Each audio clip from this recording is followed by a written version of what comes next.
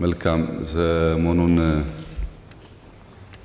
ከተለያየ የህብረተሰብ ክፍል ጋር ባለፉት ጥቂት ወራት ወይም አመት የነበረውን አፈጻጸም የሥራ ሂደት ያሉ ጠንካራ ጎኖች ደካማ ጎኖች ከተለያየ ማህበረሰብ ክፍል ጋር ስንወያይ ቆይተናል በየደረጃው በዚያው አግባብ የተፎካካሪ ፓርቲ አመራሮች ጋር ብንወያይ በተደራጀ መንገድ ሐሳብ ካላቸው ለሚቀጥለው አመት ስራችን ግብአት ሊሆን ስለሚችል ለነሱም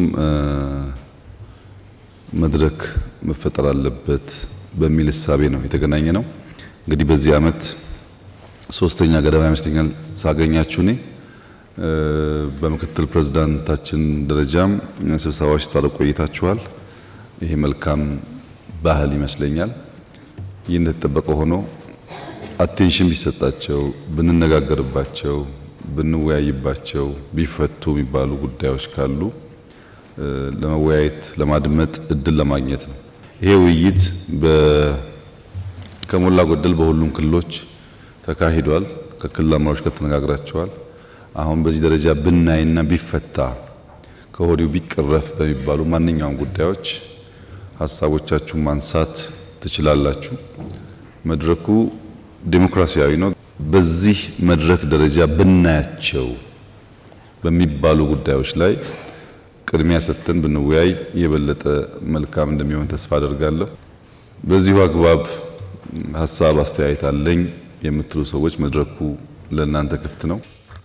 ከሁሉ በማስቀደም ክቡር ጠቅላይ ሚኒስትር ከፖለቲካ ፓርቲ ከፍተኛ አመራሮች ጋር በመገናኘት ስለ ሀገራችን አጠቃላይ ሁኔታና የፖለቲካ ፓርቲዎች ለሚያነሷቸው ጥያቄዎች ምላሽ ለመስጠት ጊዜዎችን በመስጠት ለሀገራችን የዲሞክራሲ ስርዓት ግንባታ አዲስ አካሄድና ልምምድ ስለሚሰጡት ትኩረት በኢትዮጵያ የፖለቲካ ፓርቲዎች የጋራ ምክር ቤት ስም ምስጋናዬን ለማቅረብ እወዳለሁ። የፖለቲካ ፓርቲዎች የጋራ ምክር ቤት ስራ አስፈጻሚ ኮሚቴ ወቅታዊ ሀገራዊ ሁኔታ በአጠቃላይ እና በተለይ ደግሞ በፖለቲካ ምህዳር በሀገራችን ሰላምና ጸጥታ እንዲሁም ቀጠናዊ ሁኔታ ላይ መንግስት መረጃ እንዲሰጠን በጠየቅነው መሰረት መንግስት ከተለያዩ የህብረተሰብ ክፍሎች ጋር ውይይት ለማድረግ ሲወስን የፖለቲካ ፓርቲዎችንም ጥያቄ ተቀብሎ በማስተናገዱ በዚህ አጋጣሚ በድጋሚ ምስጋናዬን አቀርባለሁ። ከዛሬው መድረክ በፊት በወረዳና በከተማ በዞኖችና በክልል በየደረጃ ባሉ የመንግስት አካላት መረጃ የተሰጠን ሲሆን በቅርቡ ከክቡር አቶ አደንፋራ በጠቅላይ ሚኒስትር ማዕረግ የዲሞክራሲ ስርዓት ግንባታ ማዕከል ዋና አስተባባሪ ከፖለቲካ ፓርቲዎች የጋራ ምክር ቤት አባላት ጋር ተመሳሳይ መድረክ አካሂደናል። በዚህም ሂደት በርካታ ጉዳዮች ላይ የፖለቲካ ፓርቲ አመራሮች ለውጡን ተከትለው በተፈጠረው የፖለቲካ ምህዳር የታዩ መሻሻሎችና አሁንም የቀጠሉ ችግሮች የማህበራዊ ኢኮኖሚያዊ እድገቶችና ፈተናዎችን እንዲሁም በቀጣይ የመፍትሄ አቅጣጫዎች ላይ በየደረጃው በመምከር የጋራ ግንዛቤ ለመያዝ እድል አግኝተናል። ሚናችንን ለመወጣት መግባባት ላይ ደርሰናል። ክቡር ጠቅላይ ሚኒስትር በትላንትናው ዕለት በአዲስ አበባ ከተማ እየተሰሩ ያሉ ልዩ የልማት ስራዎችን ጎብኝተናል። በጉብኝታችንም የተመለከትናቸው የልማት ስራዎች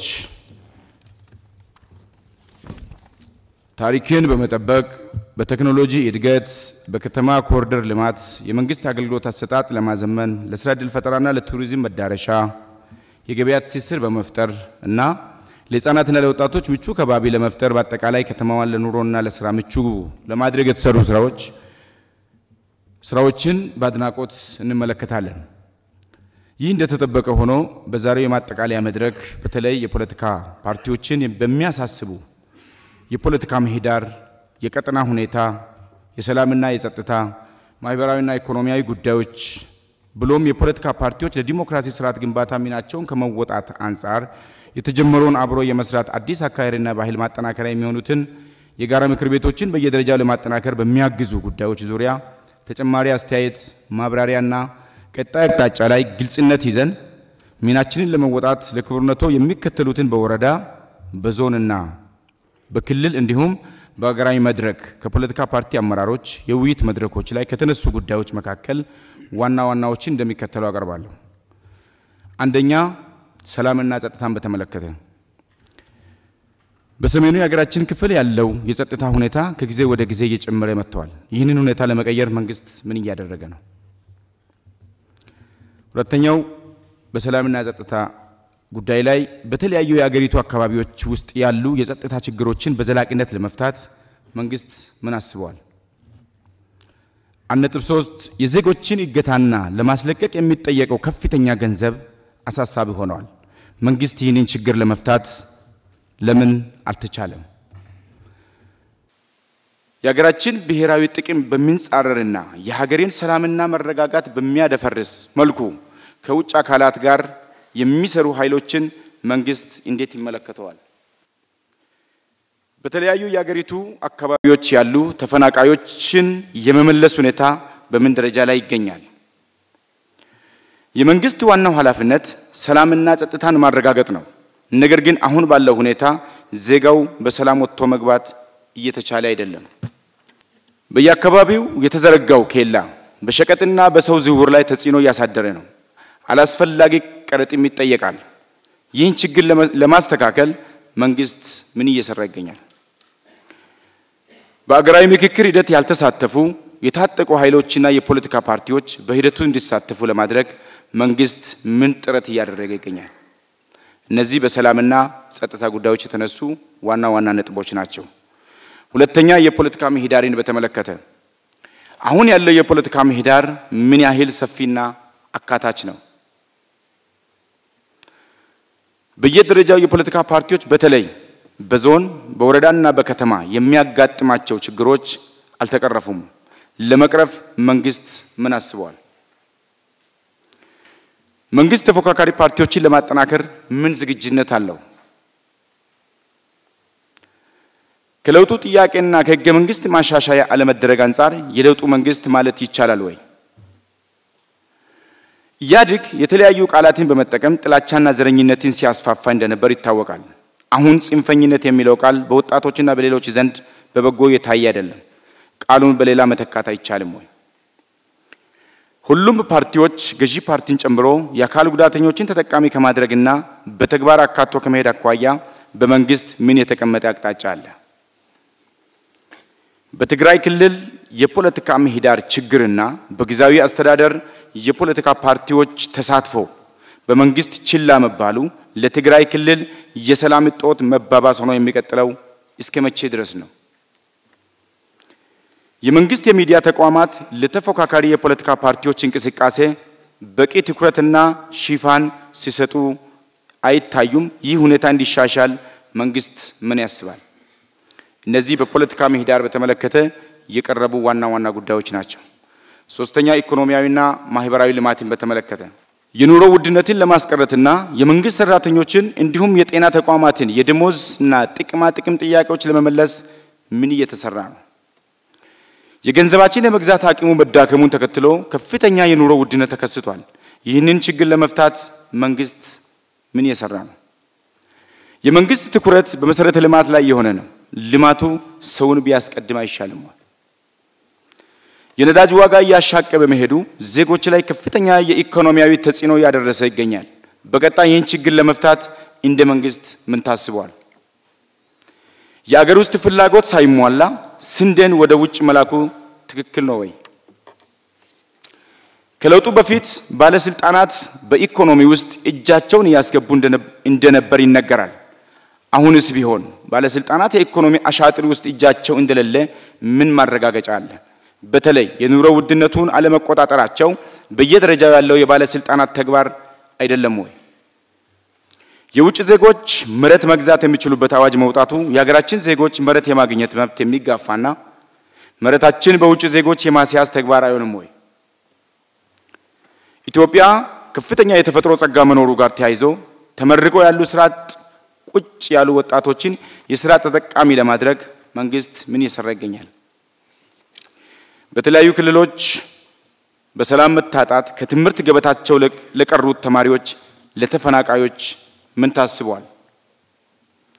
በመምህራን ስልጠና በመምህራን ቤት ግንባታ የትምህርት ግብዓት ችግር በተለይ መጽሐፍ ለመማር ማስተማር የሚረዱ አይሲቲ መብራት ወዘተ ከፍተኛ የተደራሽነት ችግር አለ። ችግሮችን ለመፍታት በመንግስት በኩል ምን ታስቧል? እነዚህ በማህበራዊና ኢኮኖሚ ልማትን በተመለከተ የቀረቡ ናቸው። አራተኛ ኮሪደር ልማትን በተመለከተ ኮሪደር ልማቱ ከተሞችን ለስራና ለኑሮ ምቹ ከማድረግ አንፃር የሚሰሩ ስራዎች የሚደገፉ ናቸው። ይሁን እንጂ በአፈጻጸም ደረጃ የሚታዩ ችግሮች ማለትም በካሳ አከፋፈል በምትክና በአንዳንድ አካባቢዎች ተሳትፎ ችግሮችን በመንግስት እንዴት ይገመገማሉ? እነዚህ በኮሪደር ልማት ጋር ተያይዞ የተነሱ ናቸው። አምስተኛ ዲፕሎማሲያዊ ወይም ቀጠናዊ ሁኔታዎችን በተመለከተ ነው። ከጎረቤት ሀገሮች ጋር ያለን ሁኔታ እንዴት ይታያል? የባህር በር ለማግኘት እየተደረገው ያለው ጥረት የሚደገፍ ሆኖ በዚህ ጉዳይ ላይ ህዝቡን በበቂ ሁኔታ ግንዛቤ ለመፍጠርና ለማንቀሳቀስ የተደረገው ጥረት ምን ይመስላል? እነዚህ ከዲፕሎማሲና ቀጠናዊ ሁኔታዎች የተነሱ ዋና ጉዳዮች ናቸው። ስድስተኛ መልካም አስተዳደርን በተመለከተ በተለያዩ ጊዜ ሲነሱ የነበሩ የማንነት የአስተዳደር ወሰንና ሌሎች ጥያቄዎች በፍጥነት ምላሽ አለመስጠት ለሰላምና ጸጥታ ለልማት እንቅፋት እየሆኑ ናቸው። መንግስት ይህንን ለመፍታት ምን አስቧል? የፖለቲካ ፓርቲዎች በየደረጃ የሚነሱ አስተዳደራዊ ጥያቄዎች መልስ ከመስጠት ይልቅ አሉታዊ የፖለቲካ ትርጉም በመስጠት ማጉላላት ይታያል። ይህን ችግር ለመፍታት ምን እየተሰራ ይገኛል? እነዚህ በመልካም አስተዳደር የተነሱ ዋና ጉዳዮች ናቸው። ሰባተኛ የጋራ ምክር ቤቶችን ማጠናከር በተመለከተ በየደረጃ የሚገኙ የፖለቲካ ፓርቲዎች የጋራ ምክር ቤቶች ሁለንተናዊ ድጋፍ እንዲያገኙ በህግ ማዕቀፍ፣ በበጀት ድጋፍ፣ በቴክኒክ፣ በቢሮና በማቴሪያል የማገዝ ጅማሮ ተጠናክሮ እንዲቀጥል በአክብሮት እንጠይቃለን። አመሰግናለሁ። በቅድሚያ ያው ይሄን መድረክ ላዘጋጀው ለክቡር ጠቅላይ ሚኒስትር ጽህፈት ቤትና የፖለቲካ ፓርቲዎች የጋራ ምክር ቤትን ማመስገን ፈልጋለሁ። እኛ ከትግራይ አካባቢ ስለምንንቀሳቀሰው እንደሚታወቀው ከጦርነቱ ጋር ተያይዞ በነበረው ስርዓት ምክንያት በርካታ የተፈናቀለ ህዝብ አለን። ትግራይ ክልል ከተፈናቀለው 5 ዓመት ሞልቷል። እንደሚታወቀው 5ኛ ክረምት አሁን እየገባ ነው ያለው። ከዛ ጋር ተያይዞ በጉዳዩ ላይ በሚዲያም በተለያዩ የመንግስት ተቋሞችም ይነሳል። በተግባር ግን ህዝቡ ከገባበት ችግር ለማውጣት የሚደረግ ነገር የለምና በመንግስት ዙሪያ ላይ ዘንድሮስ መፍትሄ ያገኝ ይሆን ወይ ያሰበው ነገር ካለ ቢነግሩን ነው። ሁለተኛ ጥያቄ ትግራይ ክልል ሆኖ በ2016 ከመንግስት ጎንና ከመከላከያ ጎን ሆኖ በተለይ ፒኤልኤፍ እንደሚታወቀው ሀገርን ለማፍረስ በተንቀሳቀሰበት ጊዜ ከመንግስት ጎን ነው የቆሙ እና እነሱ ቢያንስ ሌላ ውለታ ባይከፈላቸው እንደማንኛውም የትግራይ ክልል ነዋሪ በመንግስት በሙያቸውን ህዝብ እንዳያገለግሉ እስካሁን የታገዱ ናቸው። አልተመለሱም ወደ ስራ እና እነሱን ለምንድን ነው መንግስት ትኩረት ያልሰጠው? ወይስ በዚህ ላይ የሆነ መልስ ማብራሪያ ቢሰጡኝ በጣም ደስ ይለኛል። አመሰግናለሁ። ስለተሰጠኝ እድል አመሰግናለሁ። ጊዜያዊ አስተዳደሩ ከፕሪቶሪያ ውል በኋላ ከተመሰረተ በኋላ በትግራይ ውስጥ ከህወሓት አስተሳሰብ ውጭ ስፔሻሊ ወጣቱ ለለውጥ ሂደት ብዙ ትግል አድርገዋል እና ፌደራል መንግስት ያላገዘው ስፔሻሊ እንዲደናቀፍ ለውጡ አደናቃፊ የነበሩ ኃይሎች ተመልሰው ጊዜያዊ አስተዳደሩን እንቋጠሩ ያረጉ ፌደራል መንግስት ያረገበት ምንድነው? ስፔሻሊ እኛ ወጣቶች በኋላ ሆነው ጊዜያዊ አስተዳደሩ እንዳይሰራ ሲያደናቀፉ የነበሩ ኃይሎች ጄኔራሎች ጭምር የነበሩበት ሂደት ፌደራል መንግስቱ መልሶ ለነሱ የሰጣቸው ምክንያት ምንድነው? በዚህ ሰዓት ደግሞ ህወሓት ከሻዕቢያ ጋር እየሰራ ባለበት ፌደራል መንግስት ምንም ምላሽ የማይሰጥበት ምክንያት ምንድነው? ተጨማሪ በትግራይ ውስጥ ስፔሻሊ ወጣቱ በሰራዊት ያለውና ሌላው ደግሞ ከፕሪቶሪያሉ ውል ያመጣው እድል ተጠቅሞ ለለውጥ ሲታገል የነበረ በረሃ ወርዶ ህወሓትን እየታገለ ነው። ስፔሻሊ እነዛ 50 ዓመት የትግራይ ህዝብ ሲጨፈጭፉ የነበሩ ኃይሎች እና ፌደራል መንግስት ለዚህ ኃይል ምን ድጋፍ ያደረገ ነው? አመሰግናለሁ። ስለተሰጠኝ እድል እጅግ በከፍተኛ ደረጃ የተከበሩ ጠቅላይ ሚኒስትርን ሊያመሰግን እወዳለሁ። በትናንትናው ጉብኝት አዲስ አበባ ከተማን የኮሪደር ልማት ቀደም ሲል የነበረባትን የአዲስ አበባ መልክና ገጽታ በብዙ ደረጃ ተብሎ በሚወሰድ እይታ የቀየረና የለወጠ መሆኑን አግኝቼበታለሁ። ኢትዮጵያ አገራችን ይህንን ተግባር በእንዲህ አይነት እንድታከናውን ለልጆቿ አቅም ጉልበትና ዕውቀት የለገሳትና የሰጣት አምላክ ምስጋና ይግባው። ተግባሩን በማከናወንና እያከናወኑ የሚገኙ አካሎች ዕውቀታቸውና ስራቸው የተባረከ ይሁን እላለሁ።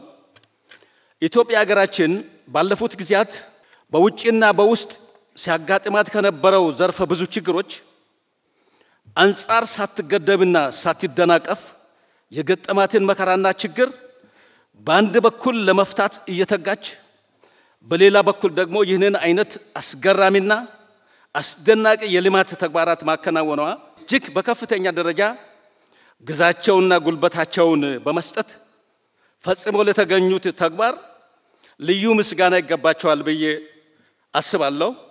አመሰግናለሁ። ከበሩ ዶክተር አብይ አህመድ ዛሬ ሁለተኛ ጊዜ መገናኘታችን ከመጠን በላይ ደስታ ይሰማኛል። በቃሉ አከብረው የተናገሩትን የሚተገብሩ የኢትዮጵያ ልጅ መሆኑን መሪያችን በመሆኑ ክብርና ደስታ ይሰማኛል። ፈጣሪ አምላክ አባቶን ሲፈጥር አህመድ አንድነት ህብረት ነው፣ መደማመጥ ድል ነው። እርሶን ሲፈጥሩ አብይ ኢትዮጵያን አንድ አድርግ፣ አንድ ብንሆን ይሻላል ብሎ ሲያመጡ እውነትም የኢትዮጵያ ህዝብን አንድ ለማድረግ ያደረከው ያለው ጥረት ከመጠን በላይ የሚያስደስት ነው። ለዚህ ተምሳሌት ባለፉት ስርዓታት ታርጋ የተለጠፉባቸው በሀገራቸው እንዳይኖሩ ተሰደው በተለያዩ ሀገራት ተመልሰው ሀገሩን ሲዋጉ የነበሩት አካላት ሄደው ወደ ሀገር ተመልሰው በዲሞክራሲያዊ መልኩ መጥቶ በሀገራቸው ውስጥ እንዲታገሉ ማድረጉ ይህ ተምሳሌት ነው። በጦርነቱ ውስጥም እያሉ ትላንትና አዲስ አበባ ባደረግነው ጉብኝት ሁላችንም የኮራንበት ልማት ነው። ስለዚህ እነዚህን ኢትዮጵያን ምን ያህል አንድ ያደረክ መሆኑን የሚያሳይ ነው። ሀገራችንም አዲስ አበባ በስም ነበር፣ አሁንም በተጨባጭ አዲስ አበባ መሆኗን በተግባር አሳይተሃል። ይህም ፈለግህም በቤኒሻንጉል ጉሙዝ ክልል ርዕሰ መስተዳድር አቶ አሻደሊ ይህም ፈለጎን ተከትለው ከሀገር ውጪ የነበሩት መሳሪያ ይዘው ሲታጠቁ የነበሩት ከተወሰኑ አማሮችና ከጀነራል ከፍ ያሉ ጋር ሄደው እነሱንም የእርሶም ፈለግ ተከትለው ወደ ሀገራቸው ገብተው በሰላም መልኩ ሰላምን ሰፍነው ከጦርነት በአሁኑ ሰዓት ላይ ክልላችን ተሻግሮ የልማት ጅምር ላይ መሆኑን መግለጽ ይፈልጋለሁ። ስለተሰጠኝ በጣም አመሰግናለሁ። አገው እንደ ህጋዊ ፓርቲ ከቦታ ቦታ ተንቀሳቅሶ መስራት አልቻለም እና ምርጫ እየደረሰ ነው። ስለዚህ ምን አስበዋል? አመሰግናለሁ። ክቡር ጠቅላይ ሚኒስትር በመጀመሪያ ለሰሩት የኮሪደር ልማት እርሶንም ሆነ ከእርሶ ጋር ለደከሙት ሳላመሰግን አላልፍም። ሌላው ማይክሮ ኢኮኖሚ የታሰበለትን ግብ መጥቷል ይላሉ ወይ? የዛሬ አመት አስታውሳለሁ ስንገናኝ አንድ አመት ጠብቁን ማይክሮ ኢኮኖሚው የተሳለጠና ቆንጆ ይሆናል ብለው ነበር። በእርሱ አስተያየት ማይክሮ ኢኮኖሚን በተመለከተ አስተያየቱን እንዲሰጡን ጠይቃለሁ። ሌላው የኑሮ ውድነትን ሊያመጣቸው የቻለው ማይክሮ ኢኮኖሚው ነው ወይስ ምንድነው? ስራ አጥነትንስ ሊያመጣ የቻለው ማይክሮ ኢኮኖሚ ነው ወይስ ምንድነው? ሌላው የሰላሙ ጉዳይ እንዴት ያዩታል? በየአካባቢ ያለውን ሌላው ባጭሩ የሀገራዊ ምክክሩ ጥሩ እየተካሄደ ነው። የበለጠ ትግራይን ያካተተ ውይይት እንዲደረግ ምን እየሰሩ ነው? በእርሱ በኩል ቢብራራልን። ክቡር ጠቅላይ ሚኒስትር፣ በጣም ብዙ ባንኮች አሉ። በጣም በዘር የተመሰረቱ ባንኮች አሉ። እነኚህም ባንኮች ከዘር አውጥተው ትልቅ ፓወር እንዲኖራቸው ባንኮች በእርሶ በኩል እየተሰራ ያለው ምንድን ነው? ለዛሬ ይበቃኛል። አመሰግናለሁ። ክቡር ጠቅላይ ሚኒስትርን፣ ሌሎች ከፍተኛ የመንግስት ስራ ኃላፊዎችን እጅግ አድርጌ አመሰግናለሁ። ከትላንትና ጀምሮ አዲስ አበባ የሚሰሩ በርካታ ልማቶችን ለሀገር ግንባታ አሁን ለመመራው ለስርዓቱ አይደለም ለቀጣይ ትውልድም ታስበው የሚሰራው ትልቅ ስራ እጅግ በጣም የሚያኮራ ለትውልድም ጠቃሚ የሆነ ስራ መሆኑን እጅግ እንገነዘባለን። በርካታ ከአየር ለውጥ ጋር ተያይዞ ጫካ ፕሮጀክቶች ሌሎች በተለይ ትላልቅ ግንባታዎችን እብን ሳይሳሱ አፍርሶ ለአይን ውብና ማራኪ በሆነ ሁኔታ የሀገሪቱን ገጽታ ግንባታም ጭምር የሚያሳድግ ፕሮጀክቶች ተሰርቷል። አመሰግናለሁ። ክቡር ጠቅላይ ሚኒስትር፣ እርሶ ፊት ለአንድ ዜጋ ያለኝን ሀሳብ ለማቅረብ እድል በማግኘቴ ትልቅ ክብር ይሰማኛል። ክቡር ጠቅላይ ሚኒስትር፣ ምናልባት ትላንትና ያየናቸው እንደ ሀገር ልብን የሚያሞቁ የሚያኮሩ ትላልቅ የልማት ስራዎችን አይተናል። በጣም ደስ የሚል ነው። ይሄ እንደ አንድ ዜጋ እንደ ማንኛውም ሰው ልጅ ማድነቅ ማክበር ያለብን የሚሰሩ እጆች መባረክ አለባቸው፣ መመስገን አለባቸው እና እነዚህ የልማት ስራዎች ደግሞ ወደ ሌሎችም ከተሞቻችን እንዲሰፉ የማድረግ ስራ ቢቀጥል። ሌላው እኔ ተጨማሪ የማደርገው በተለይ እንደ እኔ ከጎጎት ፓርቲ ነው የመጣሁት። ከአሳታፊነት አንጻር ወደ ላይ ስንሄድ አሳታፊ ነው፣ ኢንክሉሲቭ ነው። ወደ ታች ግን ስንሄድ አሁን በቀጣይ ምርጫም አለ፣ የተሻለ ሀሳብ ወደፊት መምጣት አለበት። ስንወርድ ግን አሳታፊ አይደለም፣ ገፊ ነው እና እርስዎ ምን አይነት መልእክት ያስተላልፉልናል? በተለይ ታች አካባቢ ያሉ መዋቅሮች ፓርቲዎች ያላቸውን አማራጭ ሀሳቦች እንዳያቀርቡ እድል እየተሰጣቸው አይደለም እና በዚህ መድረክ እርስዎ መልእክት እንዲያስተላልፉልን ለማለት ነው። ሌላው ምናልባት አቅም ከመገንባት አንጻር የፖለቲካ ፓርቲዎች አማራጭ ሀሳብ አላቸው፣ የአገር ሀብት ናቸው እና እነዚህን ኢምፓወር ከማድረግ አንጻር ስልጠና የሚያገኙበትን እድል አስበዋል ወይ? ሌላው እርሶን መጠየቅ ብቻም ሳይሆን እኛም መጠየቅ ስላለብን ምን እናግዝ እንደ አንድ አማራጭ ሀሳብ እንዳለው የፖለቲካ ፓርቲ ምንድነው ከኛ የሚጠበቀው? ለሰጡን ጊዜ ከልብ አመሰግናለሁ። አመሰግናለሁ ስለተሰጠኝ እድል። ክብር ዶክተር ከፖለቲካ ፓርቲዎችም በአገራዊ ጉዳይ በሚነሱ ኢሹዎች ላይ ምላሽ ለመስጠት ፈቃደኛ ሆኖ የዲሞክራሲን ምህዳር ከማስፋት አንጻር ያሉትን ቁርጠኝነት ከግምት ውስጥ በማስገባት ላመሰግን እወዳለሁ። ዲሞክራሲን ምህዳር ከማስፋት የለውጥ መንግስት ያደረገው ጥረት ቀላል አይደለም፣ እያየን ስለሆነ ማለት ነው።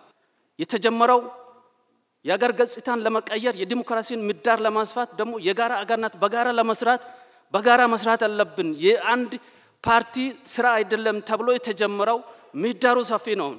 ወደ ታች ሲኬድ ደግሞ በጣም ጠባብ ነው። የተቸገረው ነው እዛ ጋር ነው። ትልቅ ህዝብ ያለው ደግሞ ታች ነው። በወረዳ ደረጃ ላይ በዞን ደረጃ ላይ እስከ ክልል ባለው ደረጃ ላይ ሁለት ብልጽግና አለ። የጋራ አገርነት በጋራ መስራት አለብን፣ ማሳካት አለብን፣ አገርን ማሻገር አለብን፣ ማስቀጠል አለብን የሚል ብልጽግና አይደለም። ራሴን፣ ቤቴን፣ አካባቢን፣ ሰፈሬን መገንባት አለብኝ ብሎ ራሱን የሚገነባ ብልጽግና አለ። አሁን የተቸገርነው ይሄን ብልጽግና ነው። እርሶስ እንደዛ አይነት ብልጽግና ያለውን ይለያሉ ወይ እላለሁ። አመሰግናለሁ። ለተሰጠኝ እድል አመሰግናለሁ። የኔ ጥያቄ በፕሪቶሪያ ስምምነት መሰረት አንጻራዊ ሰላም መገኘቱ እንዲሁም ይታወቃል።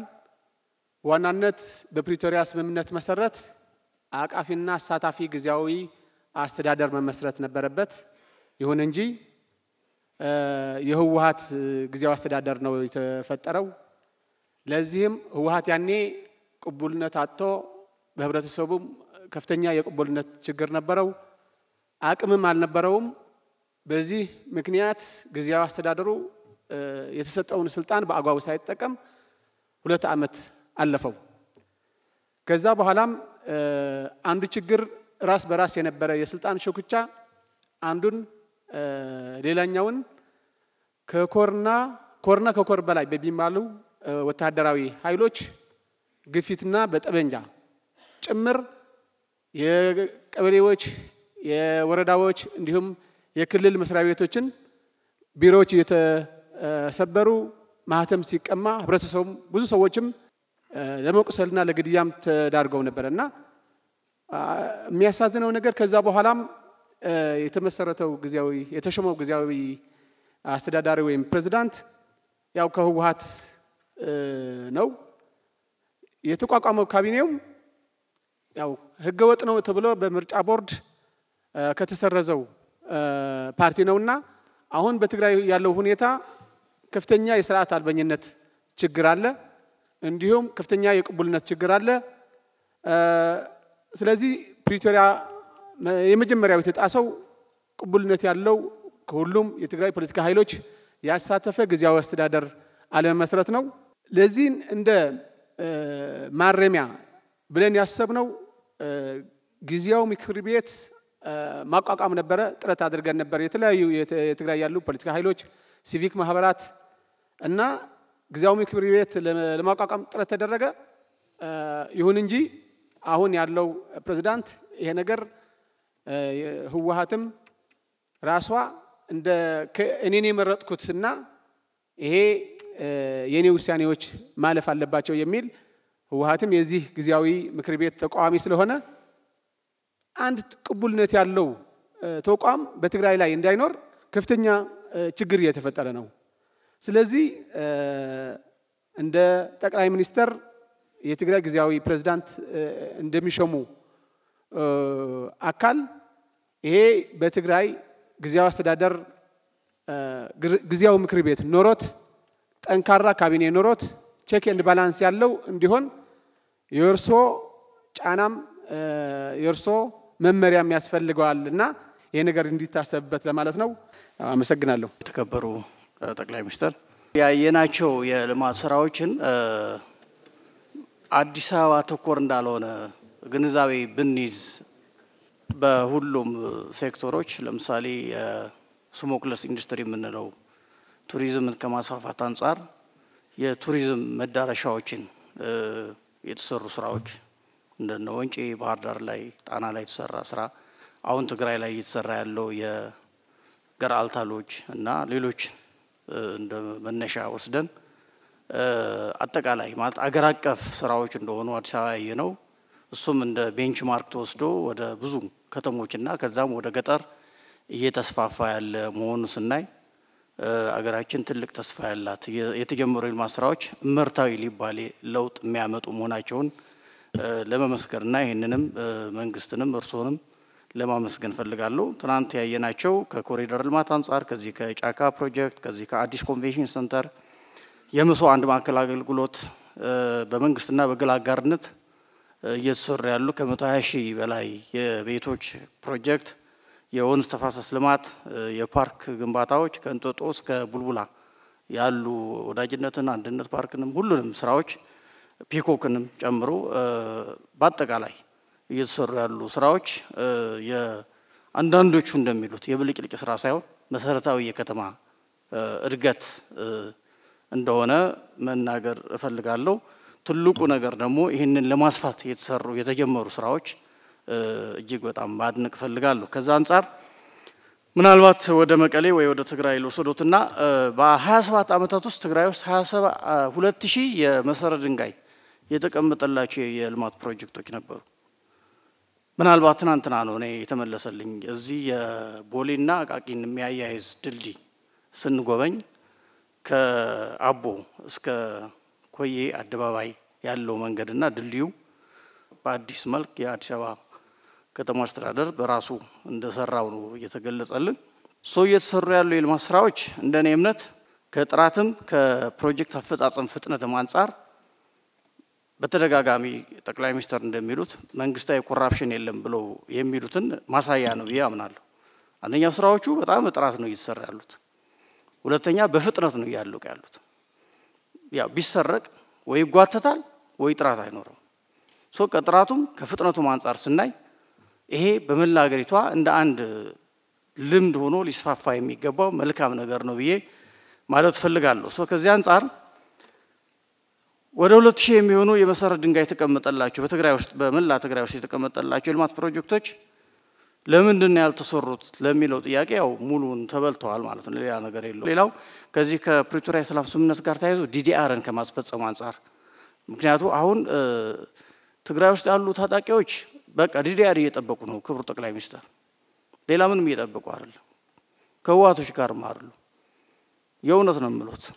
ምክንያቱ ዝም ብሎ ከወጡ ያቺ ነገር ያጣሉ።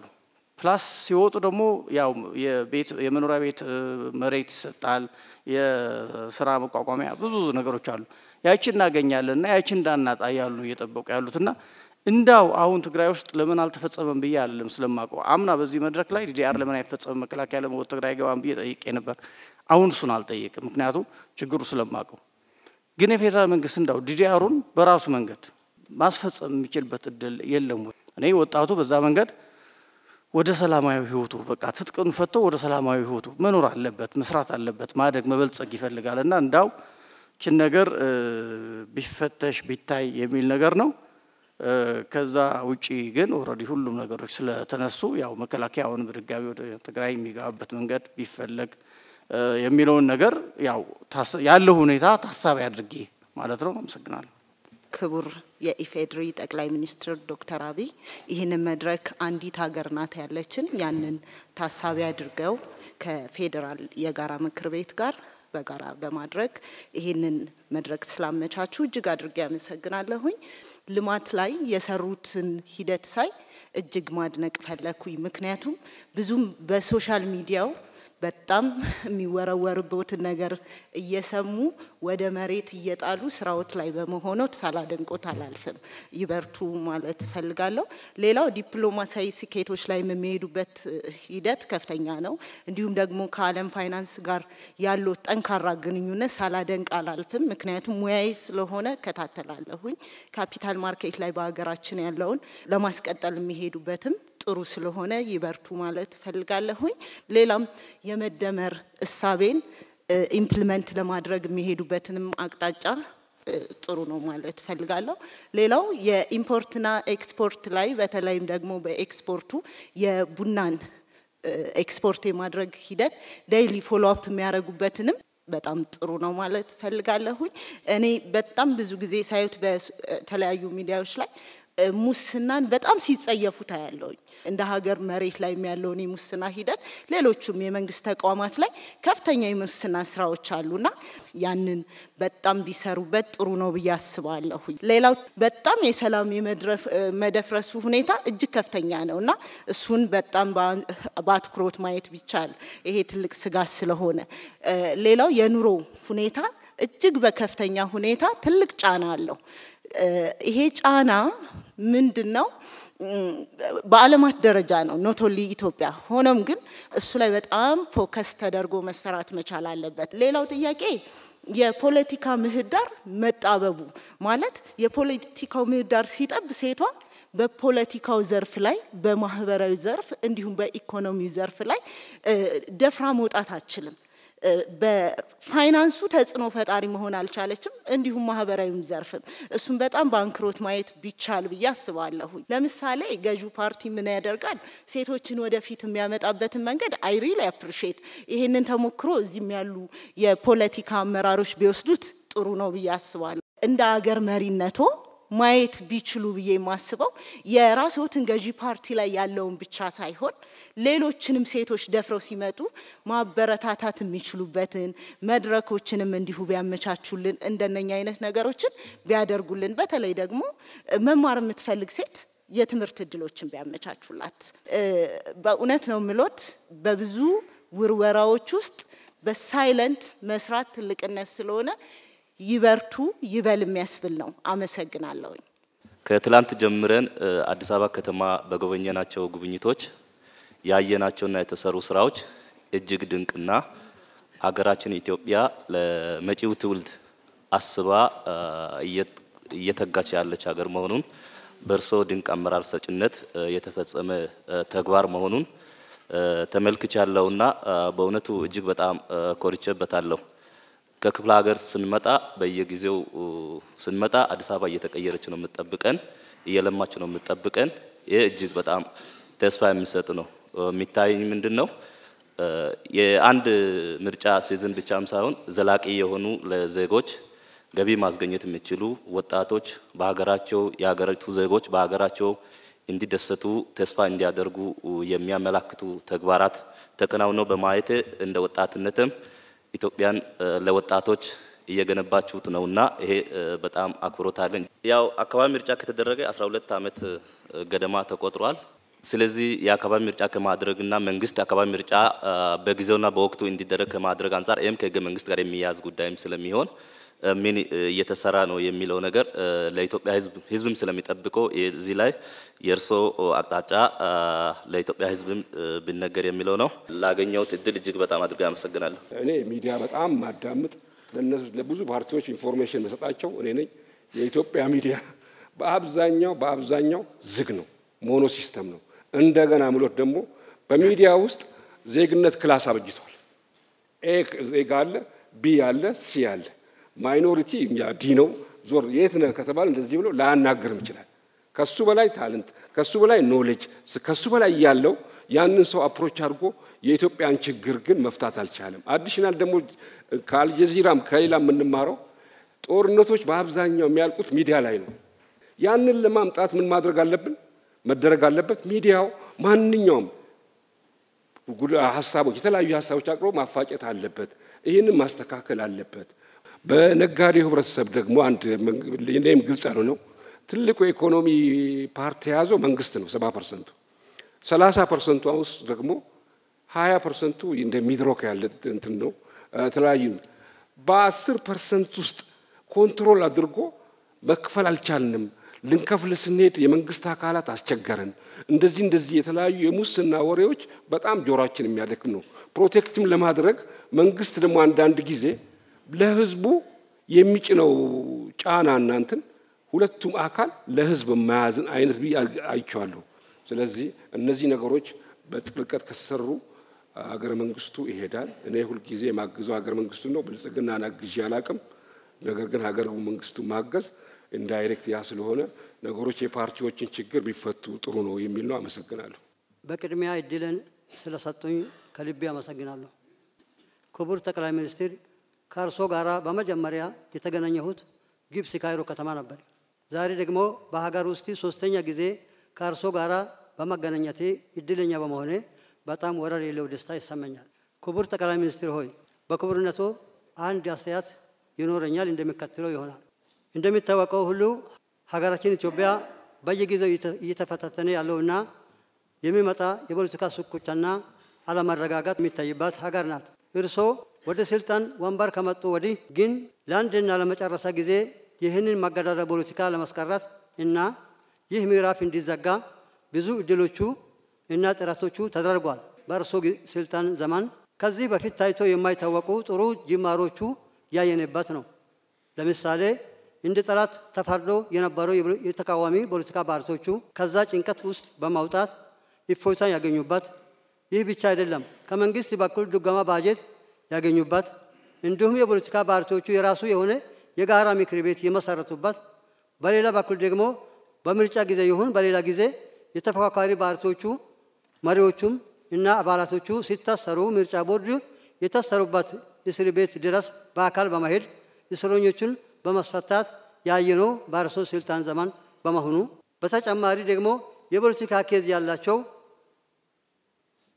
በሌሉበት ሞት ፍርድ ተፈርዶባቸው በውጭ ሀገር በስደት ሲኖሩ የነበሩ ተቃዋሚ ፖለቲከኞቹ ምህረት በማድረግ ወደ ሀገር ቤት እንዲገቡ እና በኢትዮጵያ የሚደረጉ የዲሞክራሲ ስርዓት ለመገንባት የሚደረግ ትግል ውስጥ የራሳቸው አስተዋጽኦ እንዲያበረከቱ በማለት በወቅቱ ባደረጉት ጥሪ መሰረት በስደት ከነበሩና ወደ ሀገር ቤት ከገቡት እንደ እንደ ዶክተር ብርሃን ነጋ እና ሌሎቹ ፖለቲከኞቹ አንዱና እድለኛ በመሆኔ በዚህ አጋጣሚ በዚህ መድረክ ላይ ለማመስገን ይወዳሉ።